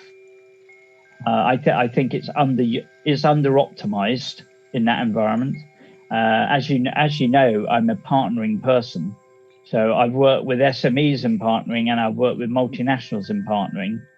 And the difference is, if you think of a bidding process, when a multinational is looking to do a contract, whether it's selling to a public sector or whatever, there will be an RFP. The RFP is a data collection tick box exercise. Okay, so before you even get through the door, it's not going to be about personal branding. It's going to be about, do you tick all these boxes? If you don't tick all these boxes, we don't care if you are the best, most friendly, best serviceability company on the planet, but if you can't tick that box, we will not take the conversation further. However, I think once you're through that point, once you're getting into the presentation, you're getting to the dotting the I's and crossing the T's of the process and the execution of the partnership, at that point, yes, the personal element plays a part. Because at that point, it's about, well, can I rely on this person? Are they able to respond? Do they respond in a way that recognizes my interest in the situation? But again, I think it has to be a win. It's a glib statement, but it's got to be a win-win, and that means that both parties have got to see each other in an equally respectful light. They've got to see that they are on a matched basis. So if one thinks that, oh well, I'm the biggest in the US, and you guys are coming running to me from India, and you know what, we're going to bully our way into the contract. We want to knock down your pricing to such a crazy level that is unsustainable. It's a short-term position. It's not a long-lasting relationship you're trying to build. So I think within a multinational environment, yeah, ultimately personal does play a part, but once again, it still comes back to the commercials. However, when you're working with clients within a multinational, then I think it also becomes very personal. Because once again, it's an individual working on a client account, okay, just in the same way as for an SME, hopefully each prospect or client is of key importance, and that is recognized throughout the organization. I think when you come down into a multinational, down to the client level, there again needs to be a very tight relationship between the commercial confidence that is delivered and the personal confidence you have in that contact deal with your client. So there is a trust element, there is a confidence element. And yes, that does come down to personal and commercial, but that only comes over time. I don't think it's something that just happens quickly and easily. I think it means that all parties need to demonstrate that they have an understanding of the interests of the other party. It's not just got to be about me. It's what is the element of interaction and win-win, a meeting of heads between parties that have a joint objective, a joint venture to make things successful. Mike, I think many leaders, when they discuss things, how how the deals are cracked, etc., and whenever they are meeting, one of the things that most of the leaders say that, hey, most of the deals are cracked in the in the pub outside the client location. So I just want to ask you on this about this, because I think this is a very popular statement that most of the deals are actually not cracked in the office but outside in a pub, in an informal environment. What role personal branding plays in such situations? Well, I think it's absolutely crucial, and I think you're right, because and again, it goes back to that balance we talked about at the beginning, I think, in one-to-one versus one-to-many. When you're in the office, in the formal pitch, in the formal boardroom, it's very unlikely that you're going to get to the personal element to say, do I trust this person? Do I have confidence in this person? Do they know what they're talking about? Do they see the world through my eyes? Do they understand my challenge here, my opportunity here? That's very difficult to convey in a one-to-many meeting. So in the one-to-many meeting, in the formal setting, it's the tick box exercise. However, when you meet somebody outside, you go for lunch, or you have assuming it's not deemed to be, a lunch is a bribe, of course, which sometimes is interpreted that way. But when you meet somebody on a social level, that's on a one-to-one or maybe with a couple of individuals. That's the point at which you really get to know the person, and you can say, well, actually, yeah, I do like the way they live their values. They live the company values, but they also have personal integrity. They have professionalism. They're positive. They're persuasive. I can work with this person, and that's when the human interaction piece works. Such as, even with ourselves, in this sort of case, we're a bit more formal. But when you switch the microphone off, then we start to talk about personal stuff. We start to understand each other and where we're coming from and what our background is. And everybody's got a different journey. Because of that, we'll have differences of opinion. It's not that either of us are wrong. It's just that based on our historical experience and our learning and our values and our culture, maybe, we have a different angle. And that, I think, is the benefit of, and what I love about working internationally, is actually it is that dimension of internationalization that opens your mind to see things in a different way, which ultimately gives us ideas, to lets us ideate, incubate, and implement new ideas. So I think both are vital.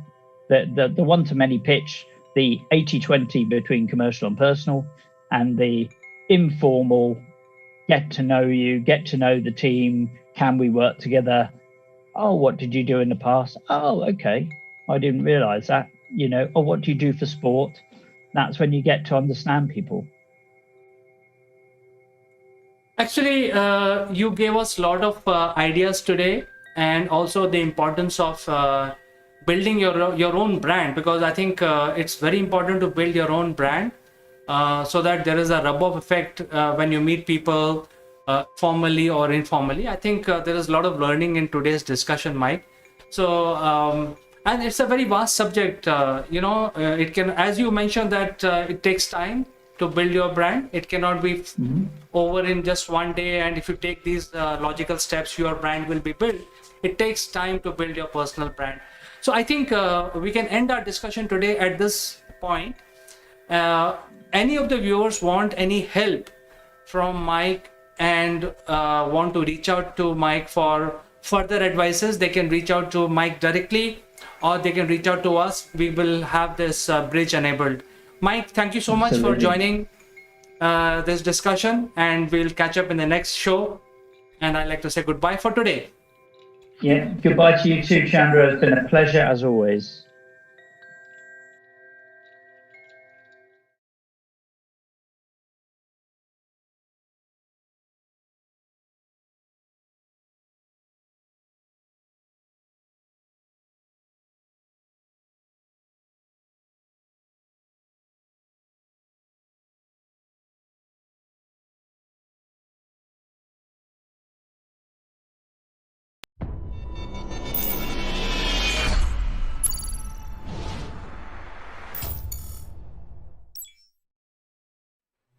Hello friends, welcome to Akulmach Live. I'm Kanchan Verma, and today yet again we are taking you to a very interesting city, and we have an interesting guest on our panel today for this discussion, and he will be discussing our great connection with that particular city of the world, which is one of the cosmopolitan city and a great city. So stick around to this episode till the end. You will find many more information about the city. Welcome back, and today we are going to a very interesting city, and our esteemed guest is taking us to that particular city, and I will definitely ask him where he is taking us. So I would like to welcome Mr. Sitesh Srivastav, who is an IT professional. He has a deep interest in radio broadcasting. So welcome to the show, Sitesh. How are you doing? Bamba Kanchan-san, Genki desu ka? That means good evening, Kanchan. And today I would like to take you and our viewers to a famed world-class city which I was destined to meet my own. Very nice. Tokyo. Okay. To Tokyo today, and it is one of the interesting city of the world, and definitely many people eager to go to this city and work there. Many people work there. So what is your experience with the city? Well, what best today to tell you that Tokyo is waiting for the Olympics to happen from next month. And despite the pandemic, the Japanese resilience is on the show again, where they say that we will go ahead with the Olympics.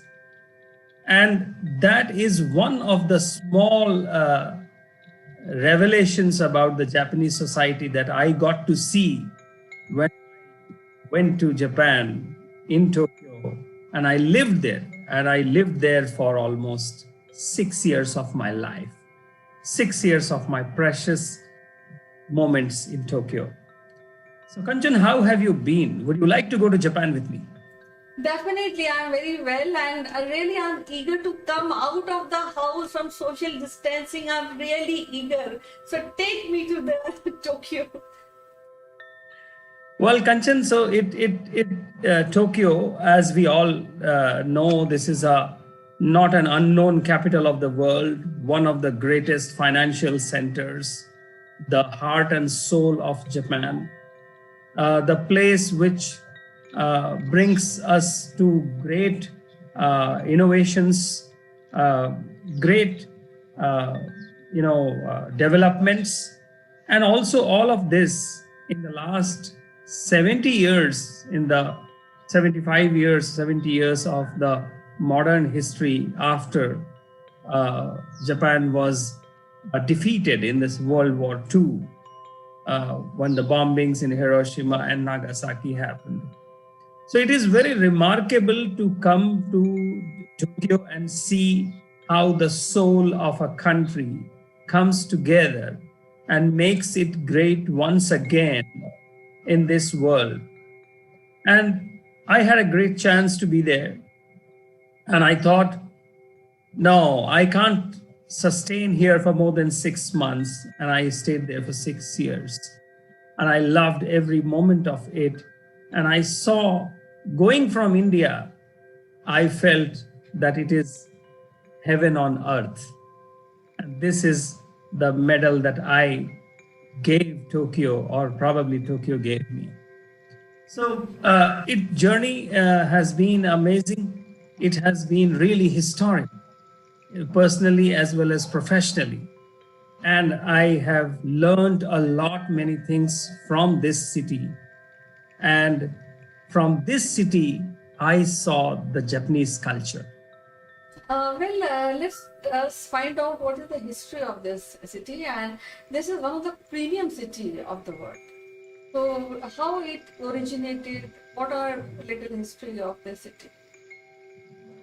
Well, if you go back to, let's not go back to the ancient history of this place, but I am more interested in the modern history of maybe 2, 3, 4 centuries before.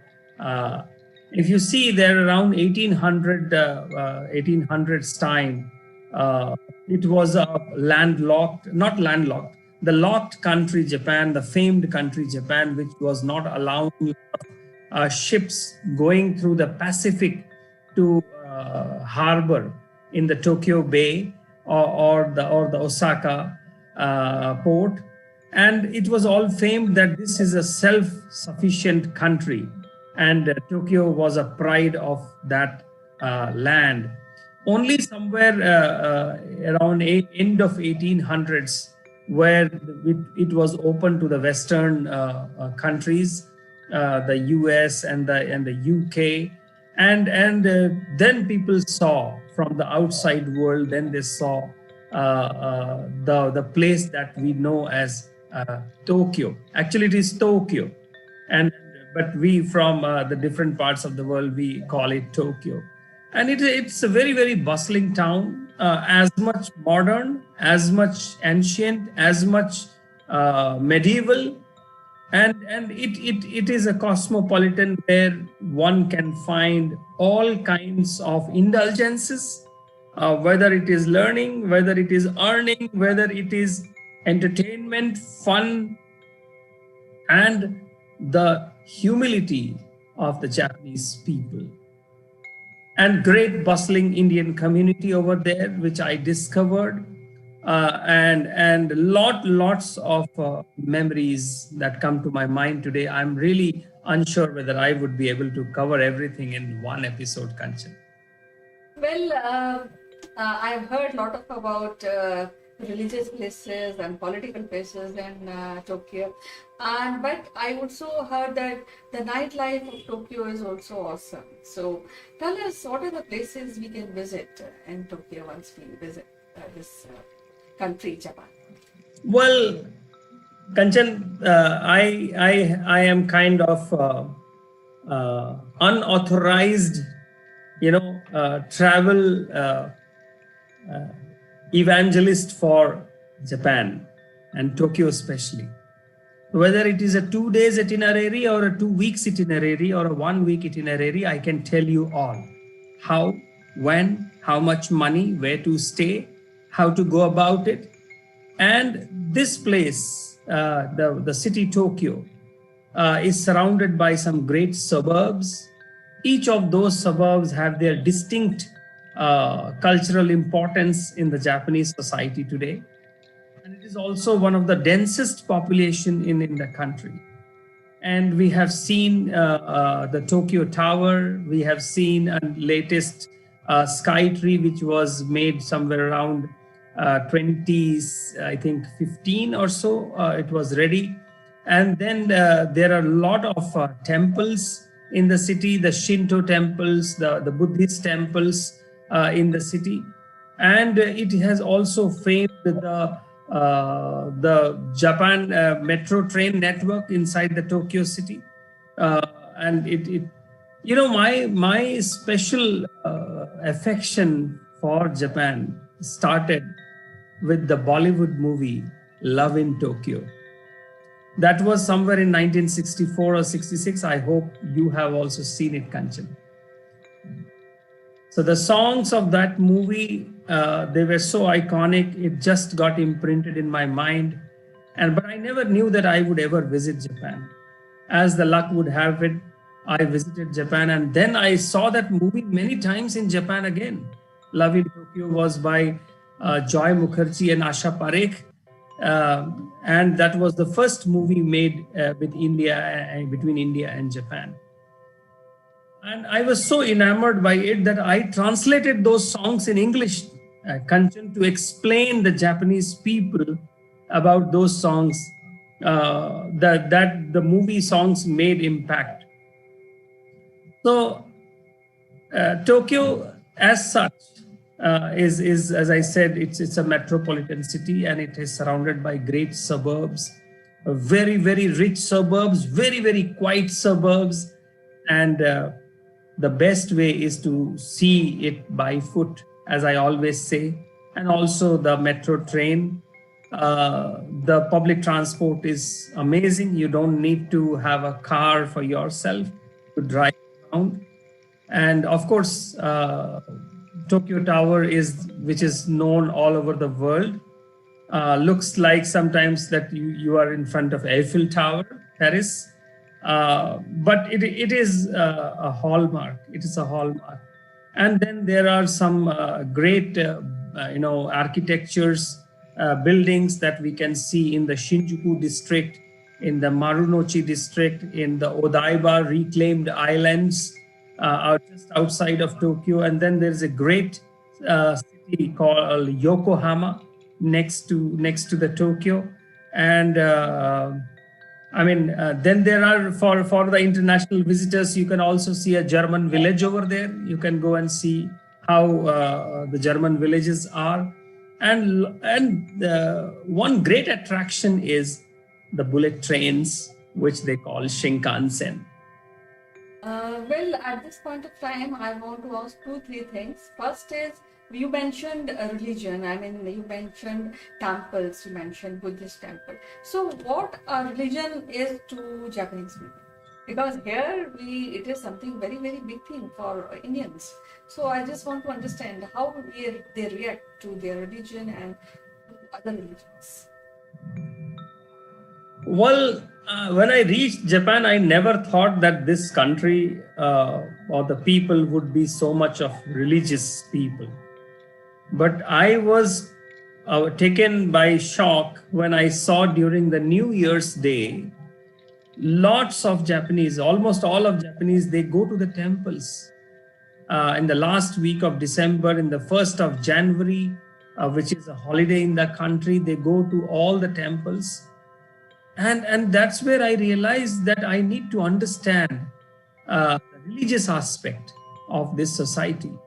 And I was told, I saw there are two main religions, Shintoism, and the second one is Buddhism. So Buddhism in Japan did not reach from India directly. It traveled from India to China, and from China it reached to Japan. So the Buddhism that we see in Japan is influenced by the Chinese sect or the followings of the Buddhism.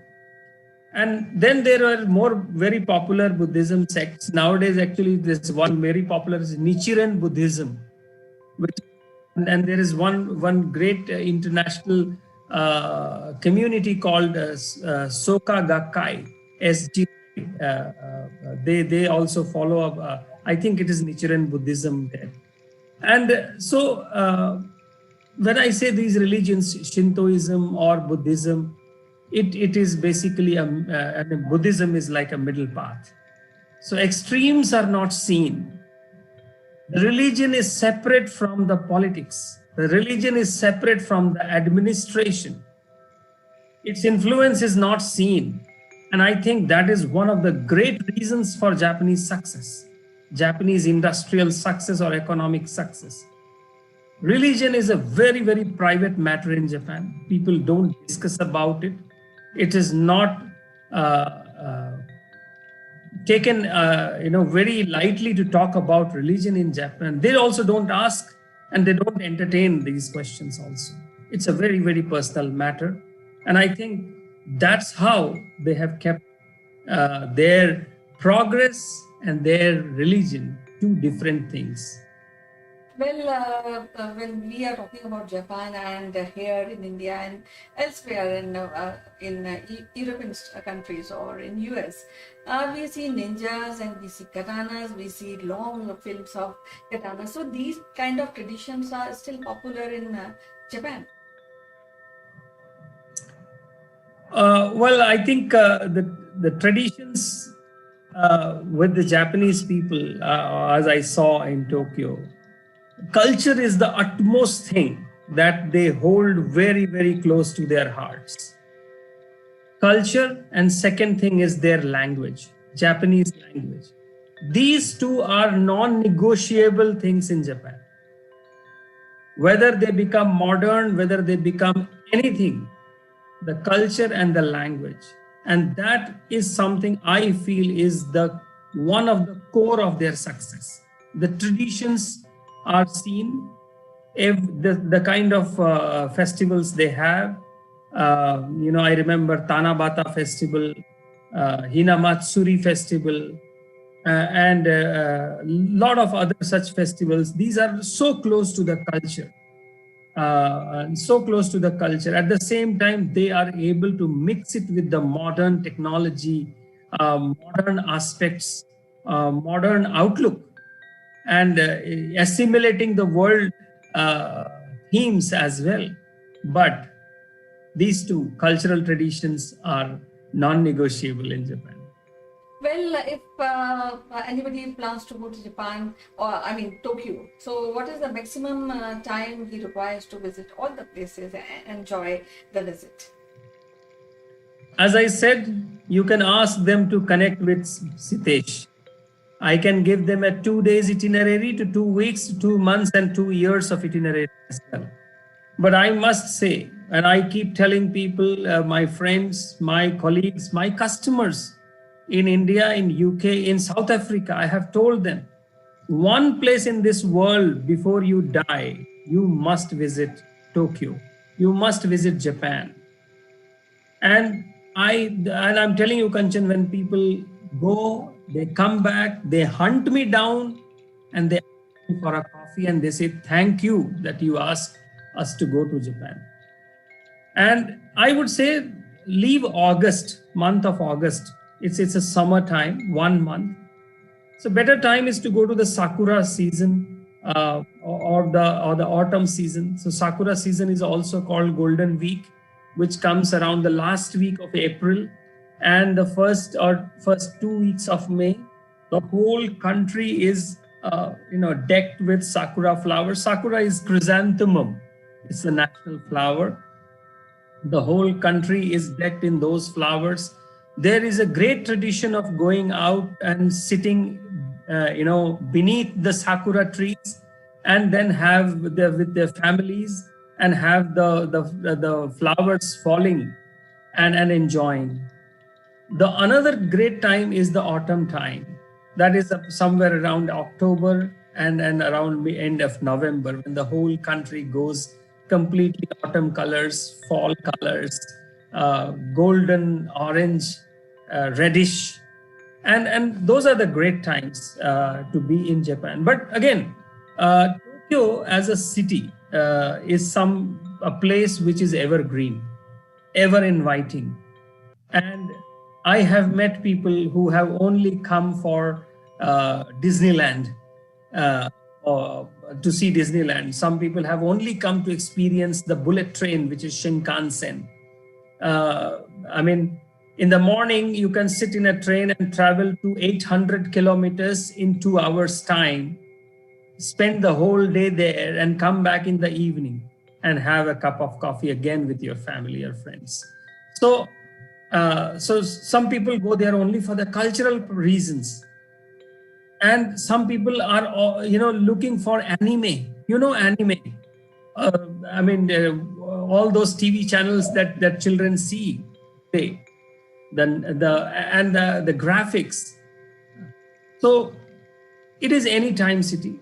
Tokyo is anytime city. And I know you will ask me about food, so I will tell you. Definitely. Especially food for vegetarian people. Yes, so Japanese also have a rich tradition of vegetarian food, and I have seen it personally. But it is a lot of boiled food, a lot of with just boiled and salt, with very minimum of oil. Of course, Indian food is available with Indian restaurants around the city. When I was there, I can think of around almost like a 400, around 400 or 350, 400 Indian restaurants in Tokyo itself. So food is never a problem. Food is never a problem. The only thing is that you would have to ask for it. You have to find it. So Indian restaurant, you will get it very easily. But if you try it out in a Japanese udon, you can try it out. is the sweets, Japanese sweets. So it is a foodie's delight only if you experiment. Well, we have traveled to you and find out that what is the culture and what are the places we can visit in Tokyo. So what is that one place which you just recommend not to leave while visiting Tokyo? Well, as always, I like to see the history. I like to, see the historical aspects of the country. And that is what drives me again and again. So I think there are a lot of museums that I want to see. The Emperor's Palace that I want to see. And, of course, Tokyo Tower and then Sky Tree. And there are numerous, places within 100 kilometers range of Tokyo, which one can go and see what is the fame of this place in last 200 years or 250 years or so. And, Indian Embassy in Tokyo is at a very, very beautiful place called Yurakucho. There are some great gardens around. Shinjuku is a great neighborhood. Ginza is a great neighborhood.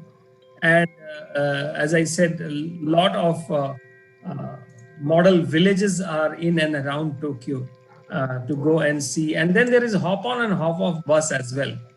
So you can see some sakura behind me as an image.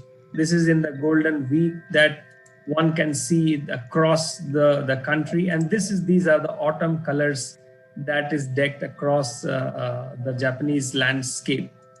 And this is important to understand that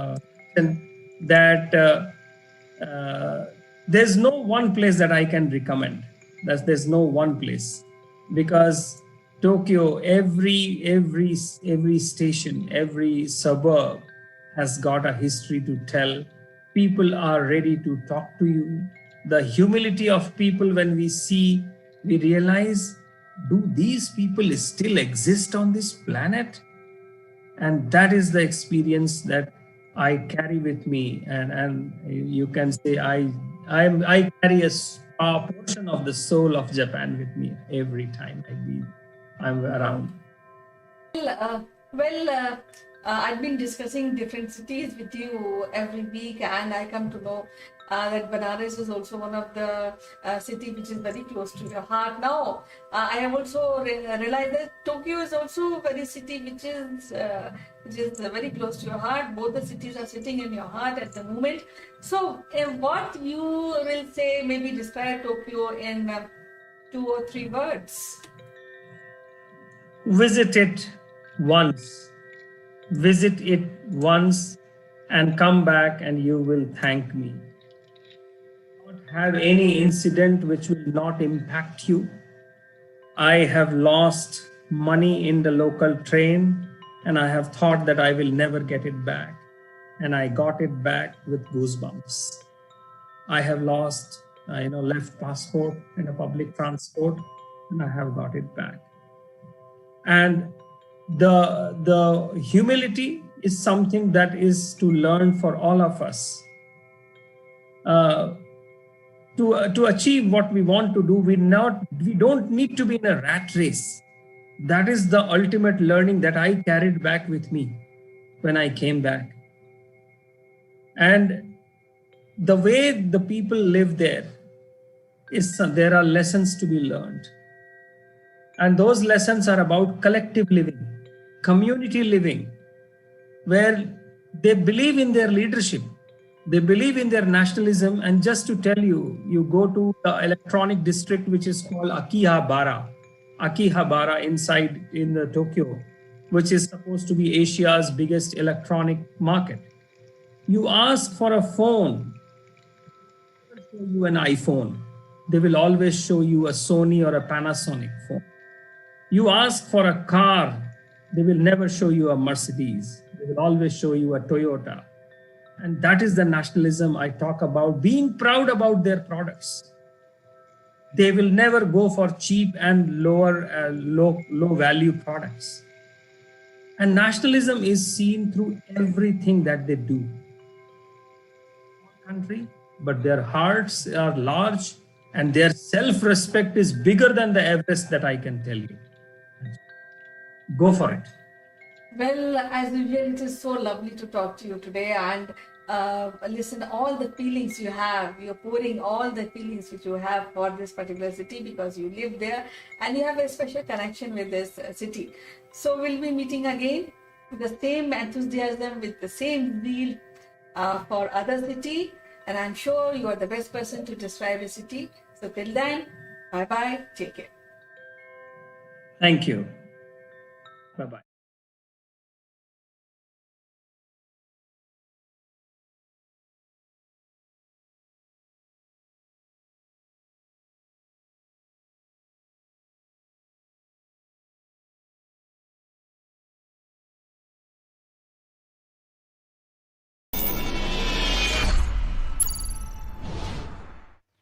Hello friends, welcome to Akulmach Live. I'm Kanchan Verma and today in this episode we'll be talking about art, heritage and architecture of one of the wonderful places of the world. And we'll be discussing this with our guest. So I'll be meeting you after a few disclaimers. So stick around.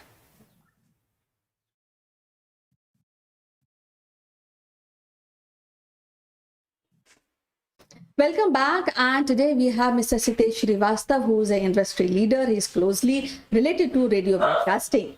So welcome to the show, Sitesh. How are you doing today?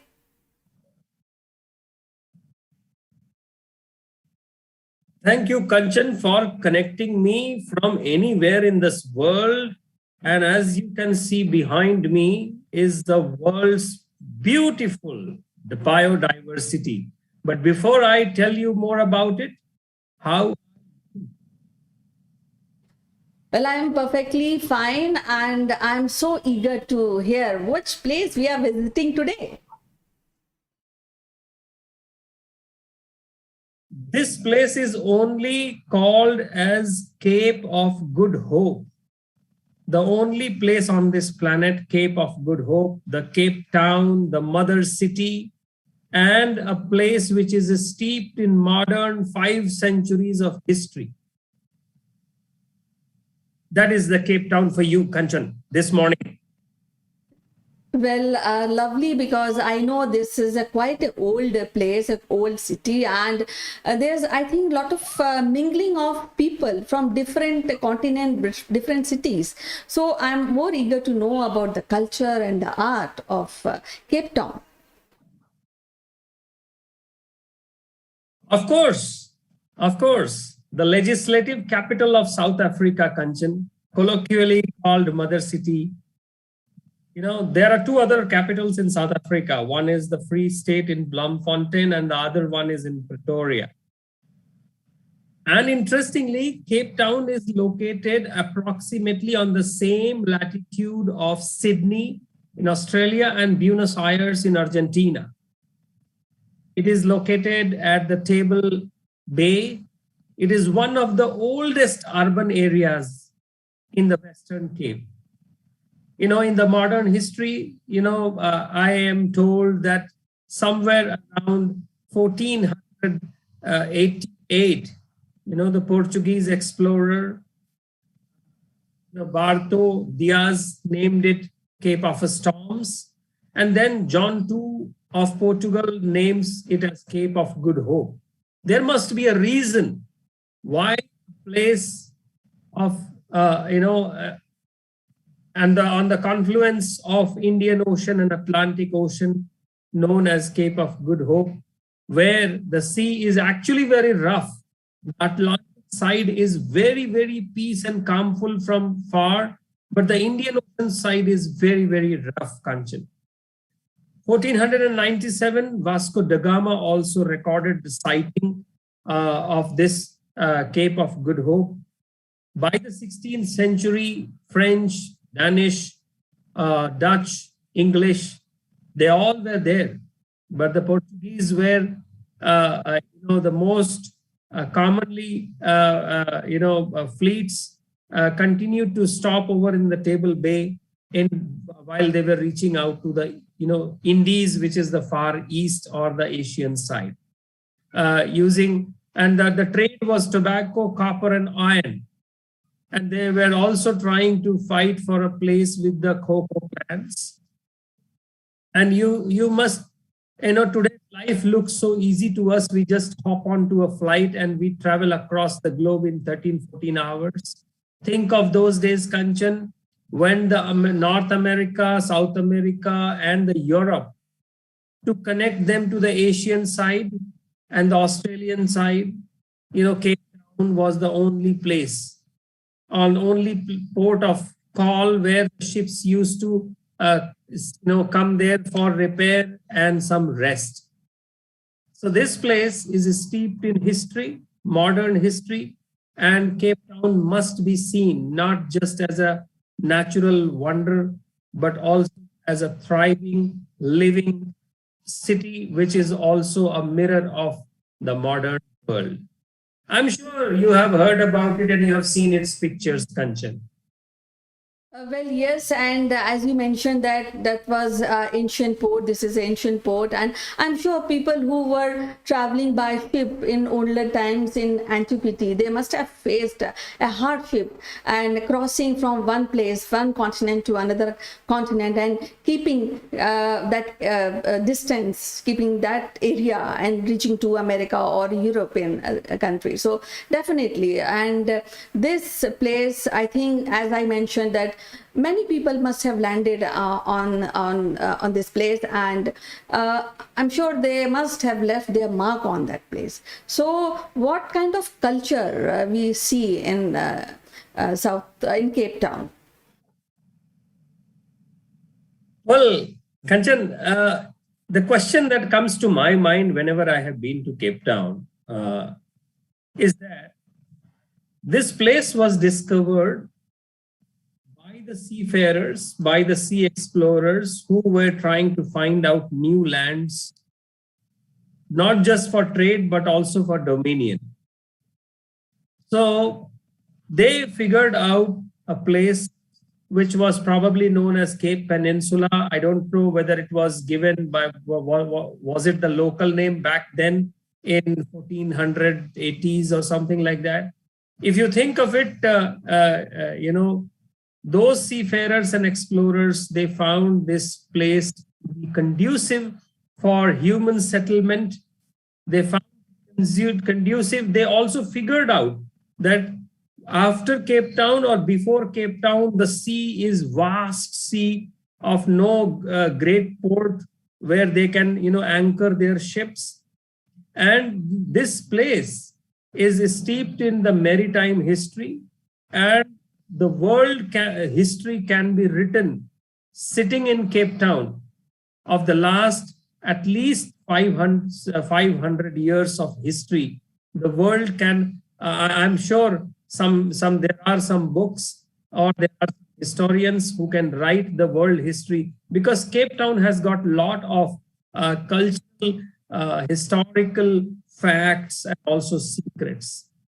And the best connection with Asia I could find in the Cape Malay food and the Cape Malay culture there, Kanchan.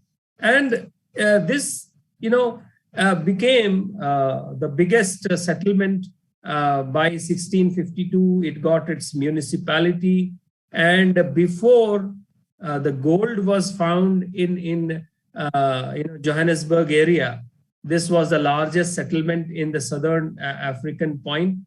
And we truly believe that this is the meeting point, also the melting point between the eastern and western hemispheres. Kanchan, this city is full of museums, churches, cathedrals, slave museums, Castle of Good Hope, slave memorial, slave lodge. And these museums basically throw the last 5 centuries of history. Robben Island Museum, and Robben Island I will touch again with you in the show. And this is something that people say, I say that please visit Cape Town once in your lifetime.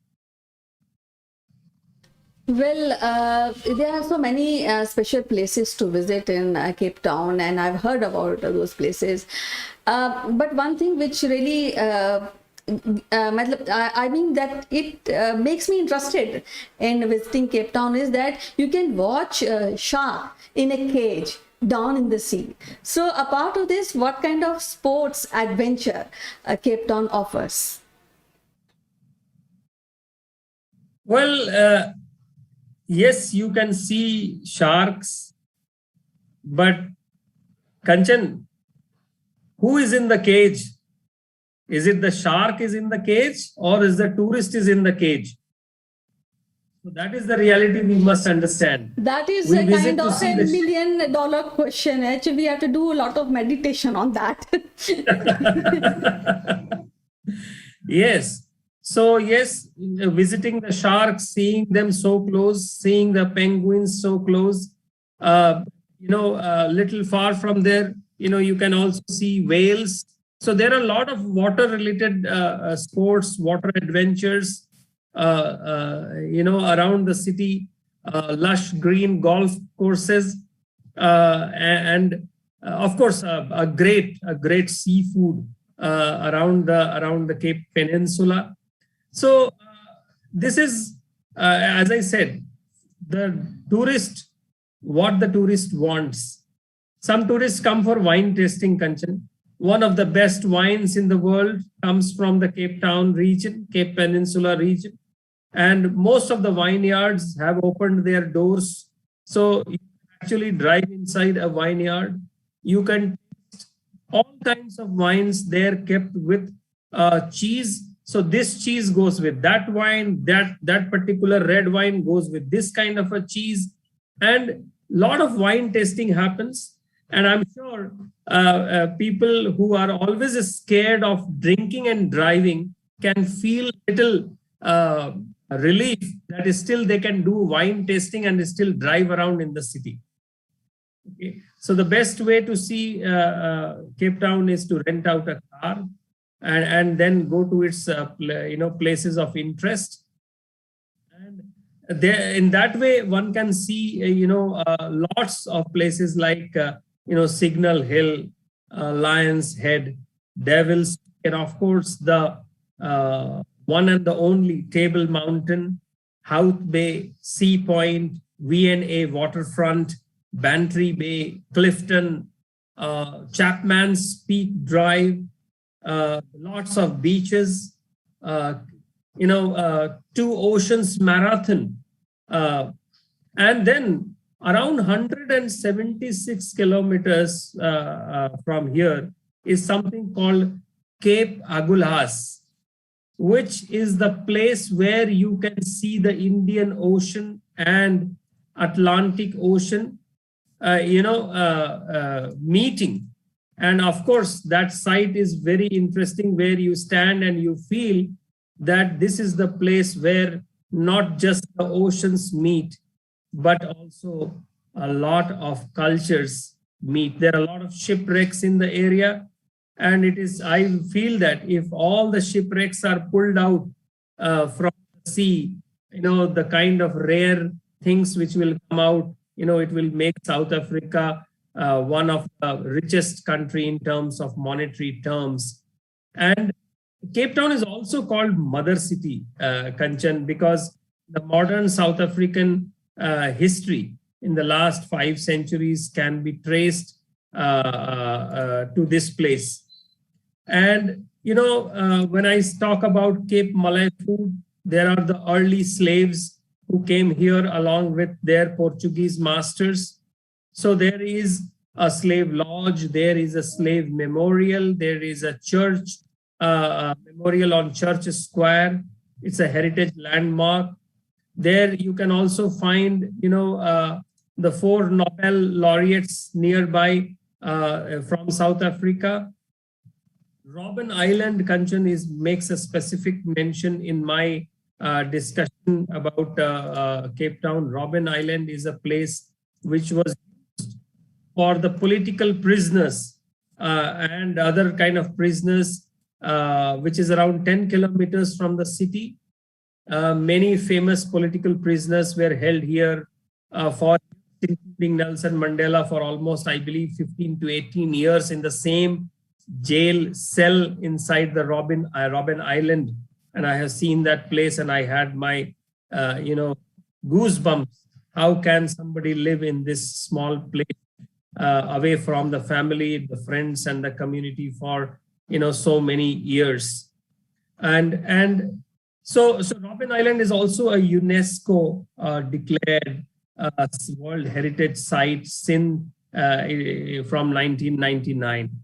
And people have been banished and isolated on this island for almost 400 years, Kanchan. So this city is about the slave culture. This city is about the Cape Point, Cape of Good Hope. This city is about how the world has changed over centuries. And one can, today it also boasts about few international repute universities and colleges like University of Cape Town, Stellenbosch, Cape Peninsula University.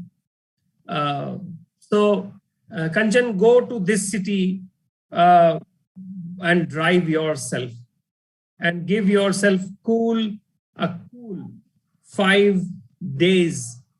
And if you really want to enjoy, then try it during the daytime. Drive around the city weekdays, less crowd, and go with a high precision camera. Well, as you mentioned, Nelson Mandela, and you have seen where he lived in the jail. And you see, freedom doesn't come, it is very costly, and the cost is a soldier's life, and people who are instrumental in getting us, because we were also colony, independence or freedom. I think that has to be saluted maybe every day. At this point, I would like to ask you one important thing: how you will describe Cape Town in one sentence?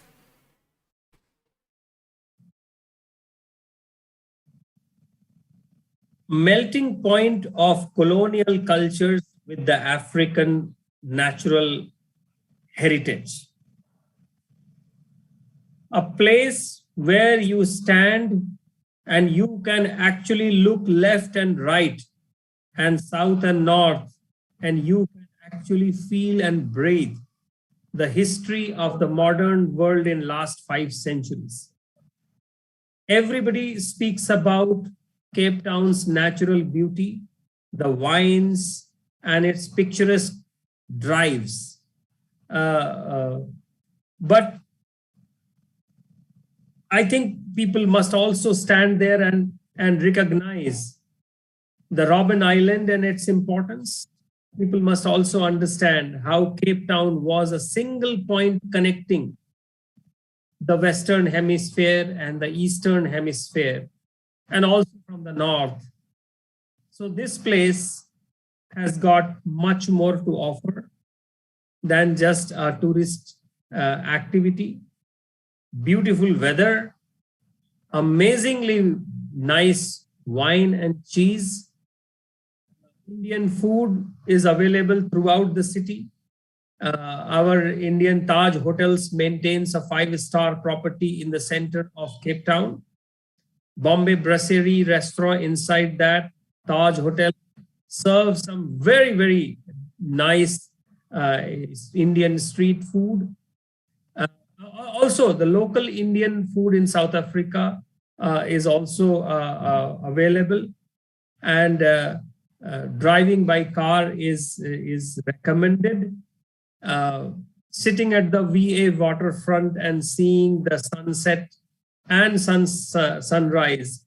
I'm told most of the Hollywood heroes and actresses have their holiday homes in the Cape Town Peninsula Bay Area, and there are some ferries which can take you around.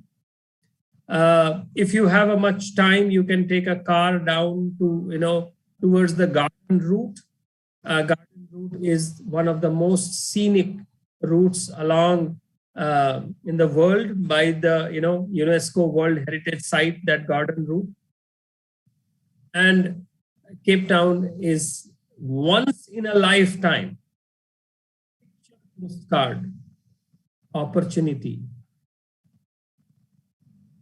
Well, it was so wonderful to really know about Cape Town and listen how it is a wonderful place and one can visit at least once in lifetime. So, as usual, it is so wonderful to talk to you today, and we'll be meeting again with some other wonderful place. Till then, bye-bye, and you take care. Thank you, Kanchan. Goodbye from Cape of Good Hope.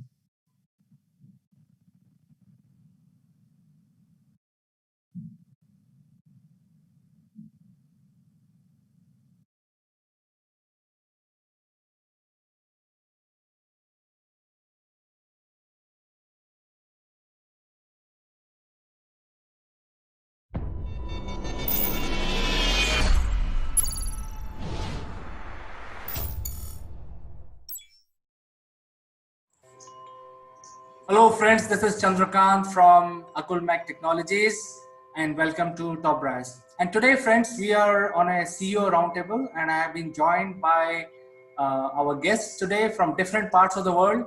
So let me introduce our guest. Our first guest is Mr. Neville Gone. He is joining us from UK. Welcome to CEO roundtable, Neville. Good morning, CK. Good morning, everybody. Looking forward to an in-depth discussion, as usual, on a Friday. Absolutely. And our second guest is Ms. Farida Charania. She joins us from Singapore. She is the CEO of Career Zoom. Welcome to the roundtable, Farida. Thank you, CK. I am so looking forward to this discussion. Thank you. And our third guest is Ms. Kanchan Verma. She is the CEO of Akulmach Technologies and she joins us from India. Welcome to roundtable, Kanchan. Thank you, CK, and good morning to everybody. Look forward for an interesting discussion today. Certainly. So I think the entire world has already gotten used to the COVID era. People have started using the digital medium as much as possible. Some are prepared fully, some are planning for it, and some are still not planning for it. So I think the world more or less is gearing up for the post-COVID era. And hence, in today's CEO roundtable, we would like to discuss the next steps. What happens from now on, because now we know that COVID is going to stay. Countries and states who declared that they are COVID free, and suddenly the COVID is returning to those countries and states. So I think our prediction was right. COVID is here to stay, and we cannot stay at home. I mean, we can stay at home, but we need to get our business running. So that is where our discussion point is, and hence the first question is: the business environment is changing at a very fast pace, and the skills gap is also widening at an exponential rate, because there was already a skills gap, and in the COVID era we identified that there are a lot of skills which are required, new skills, and hence that is adding to the skills gap, and that is why the overall skill gap globally is widening now. So in terms of what workforce should do to stay relevant, and how businesses create new job opportunities, identifying the new skilled workforce which is available today. So Neville, would you like to go ahead with that?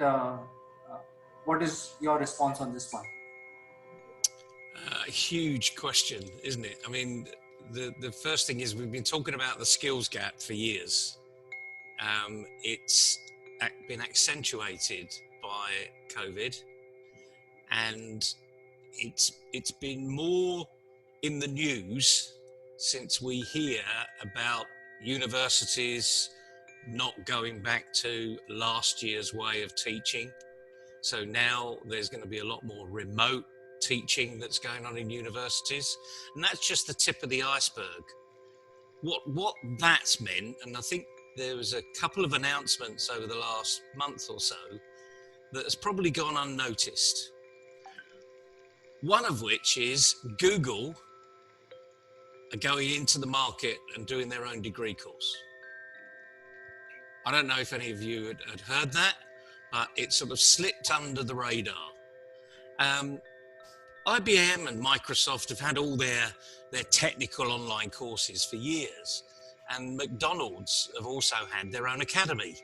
So when you see the McDonald's stars, 1 star, 2 star, 3 star, 4 star, 5 star, it's because each of their employees have gone through the Google Academy. See, I've already got the Google one buzzing in my mind here. They've gone through the McDonald's Academy. And I, for many years, have said, if you're a young person, go and get a job at McDonald's, because they teach you how to flip burgers, but they teach you the whole gamut of customer service, and you become really good at the customer service arena, because 40% of jobs are in the customer service arena anyway. So we're going through an accelerated pandemic now, I think, in this gap that now people are focusing on. But why they're focusing on it is interesting, because the other part of your question was, where can companies go now? Well, lots of organisations, and I hear it not just on the UK TV, but America and in Europe, and I'm sure it's in other parts of the world, redundancies are increasing. The big retail outlets are now letting go of people. We're talking about household brand names, Marks and Spencer's, which is sort of world renowned, although it's not all over the world, is losing staff. Why? Not because of COVID, interestingly enough, it's because of consumer behaviour. COVID has accelerated some consumer behaviour, but fundamentally that consumer behaviour was already here. So we're in a challenging time, and I haven't, to be honest with you, I haven't got an answer to the question. But what we do know is that organisations need to start to work in reality, and I think that's the basic part of my answer. But equally, let's not be too complacent about this skills gap, because it is almost as big as the Pacific Ocean now. No longer is it the size of the Mississippi River. It is oceanic. So I'll drop that bombshell as we start, because that maybe prompt a few thought processes going through, and let's hear what everyone else has got to say. So it's a great answer, and I was using the word called widening, but I think you've put it in right perspective. It is a Pacific Ocean. So Kanchan, what do you think? We have discussed that what are the skills required, and the soft skills are now becoming hard skills. So in the previous sessions we have discussed that. But in terms of the business recalibration, what people should do now so that they can utilize the people who are enthusiastic enough and acquiring new skills? I have been listening to Nebel, and he has mentioned a customer behavior one point. And I would like to elaborate on that, because now the scene is that all organizations and companies should think and rethink how to retain the employees. And for that, according to the scenario which is here, they have to train and retrain their employees to retain them. That is one. Second is that they have to be rethinking about how to really capture this negative and turn into positive.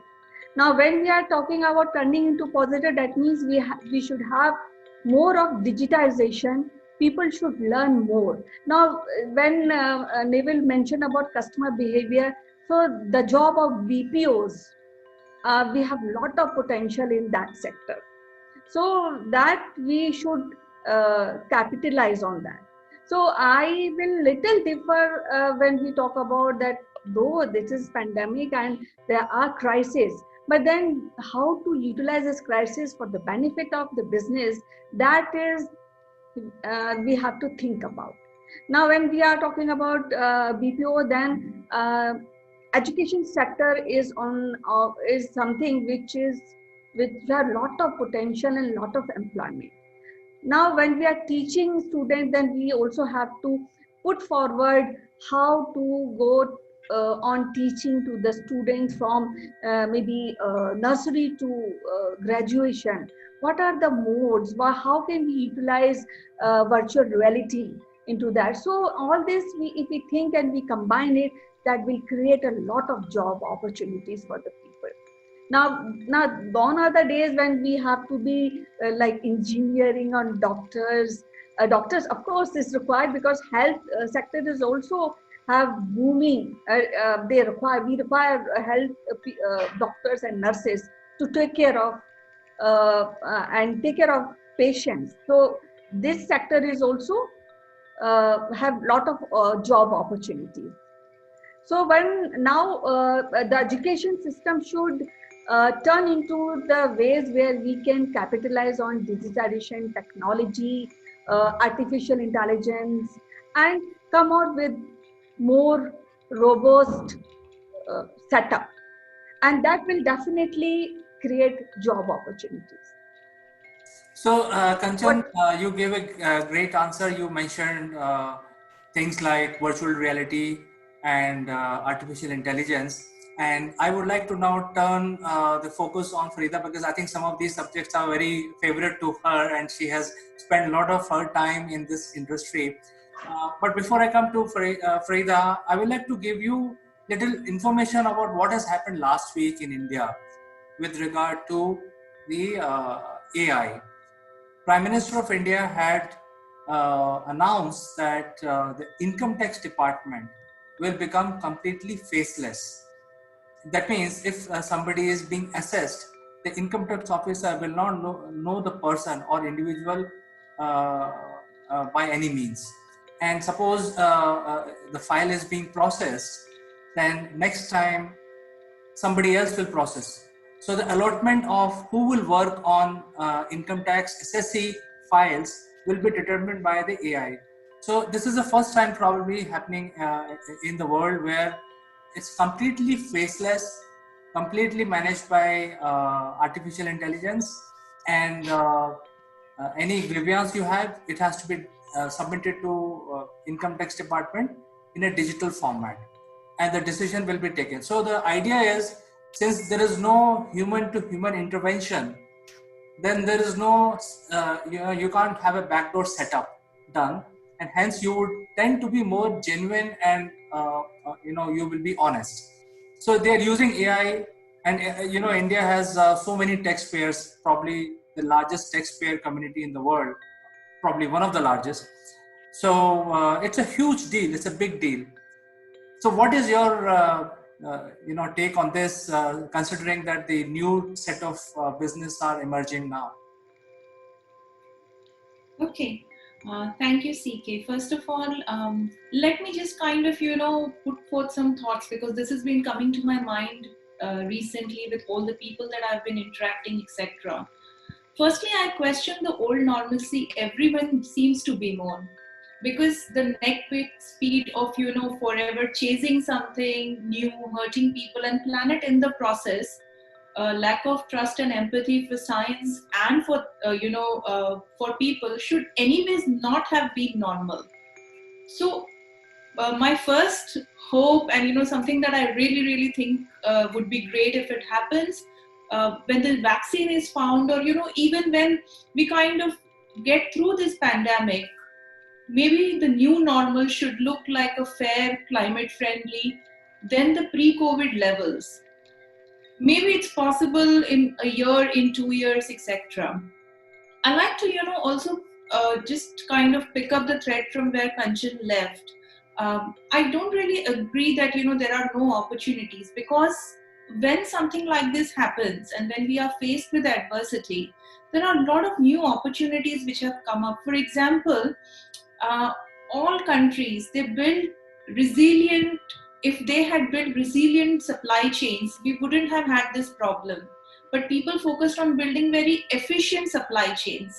So they did not build resilient supply chains. And that's why we had this problem when the pandemic happened. Masks were not available, prices shot up, etc. And this is something which is, drivable from a global level, from the government level. So, probably one of the things that every industry, every company within that industry needs to look at is, building resilient supply chains. Secondly, consumer behavior. Neville mentioned that consumer behavior has changed. But yes, I agree with Neville, that has been in the offing for a long time. This pandemic just, accelerated it. So where are the new jobs? The new jobs are in the logistics side. The new jobs are in the operations. Because let's take a case of Marks and Spencer's. Most of their buying moved online.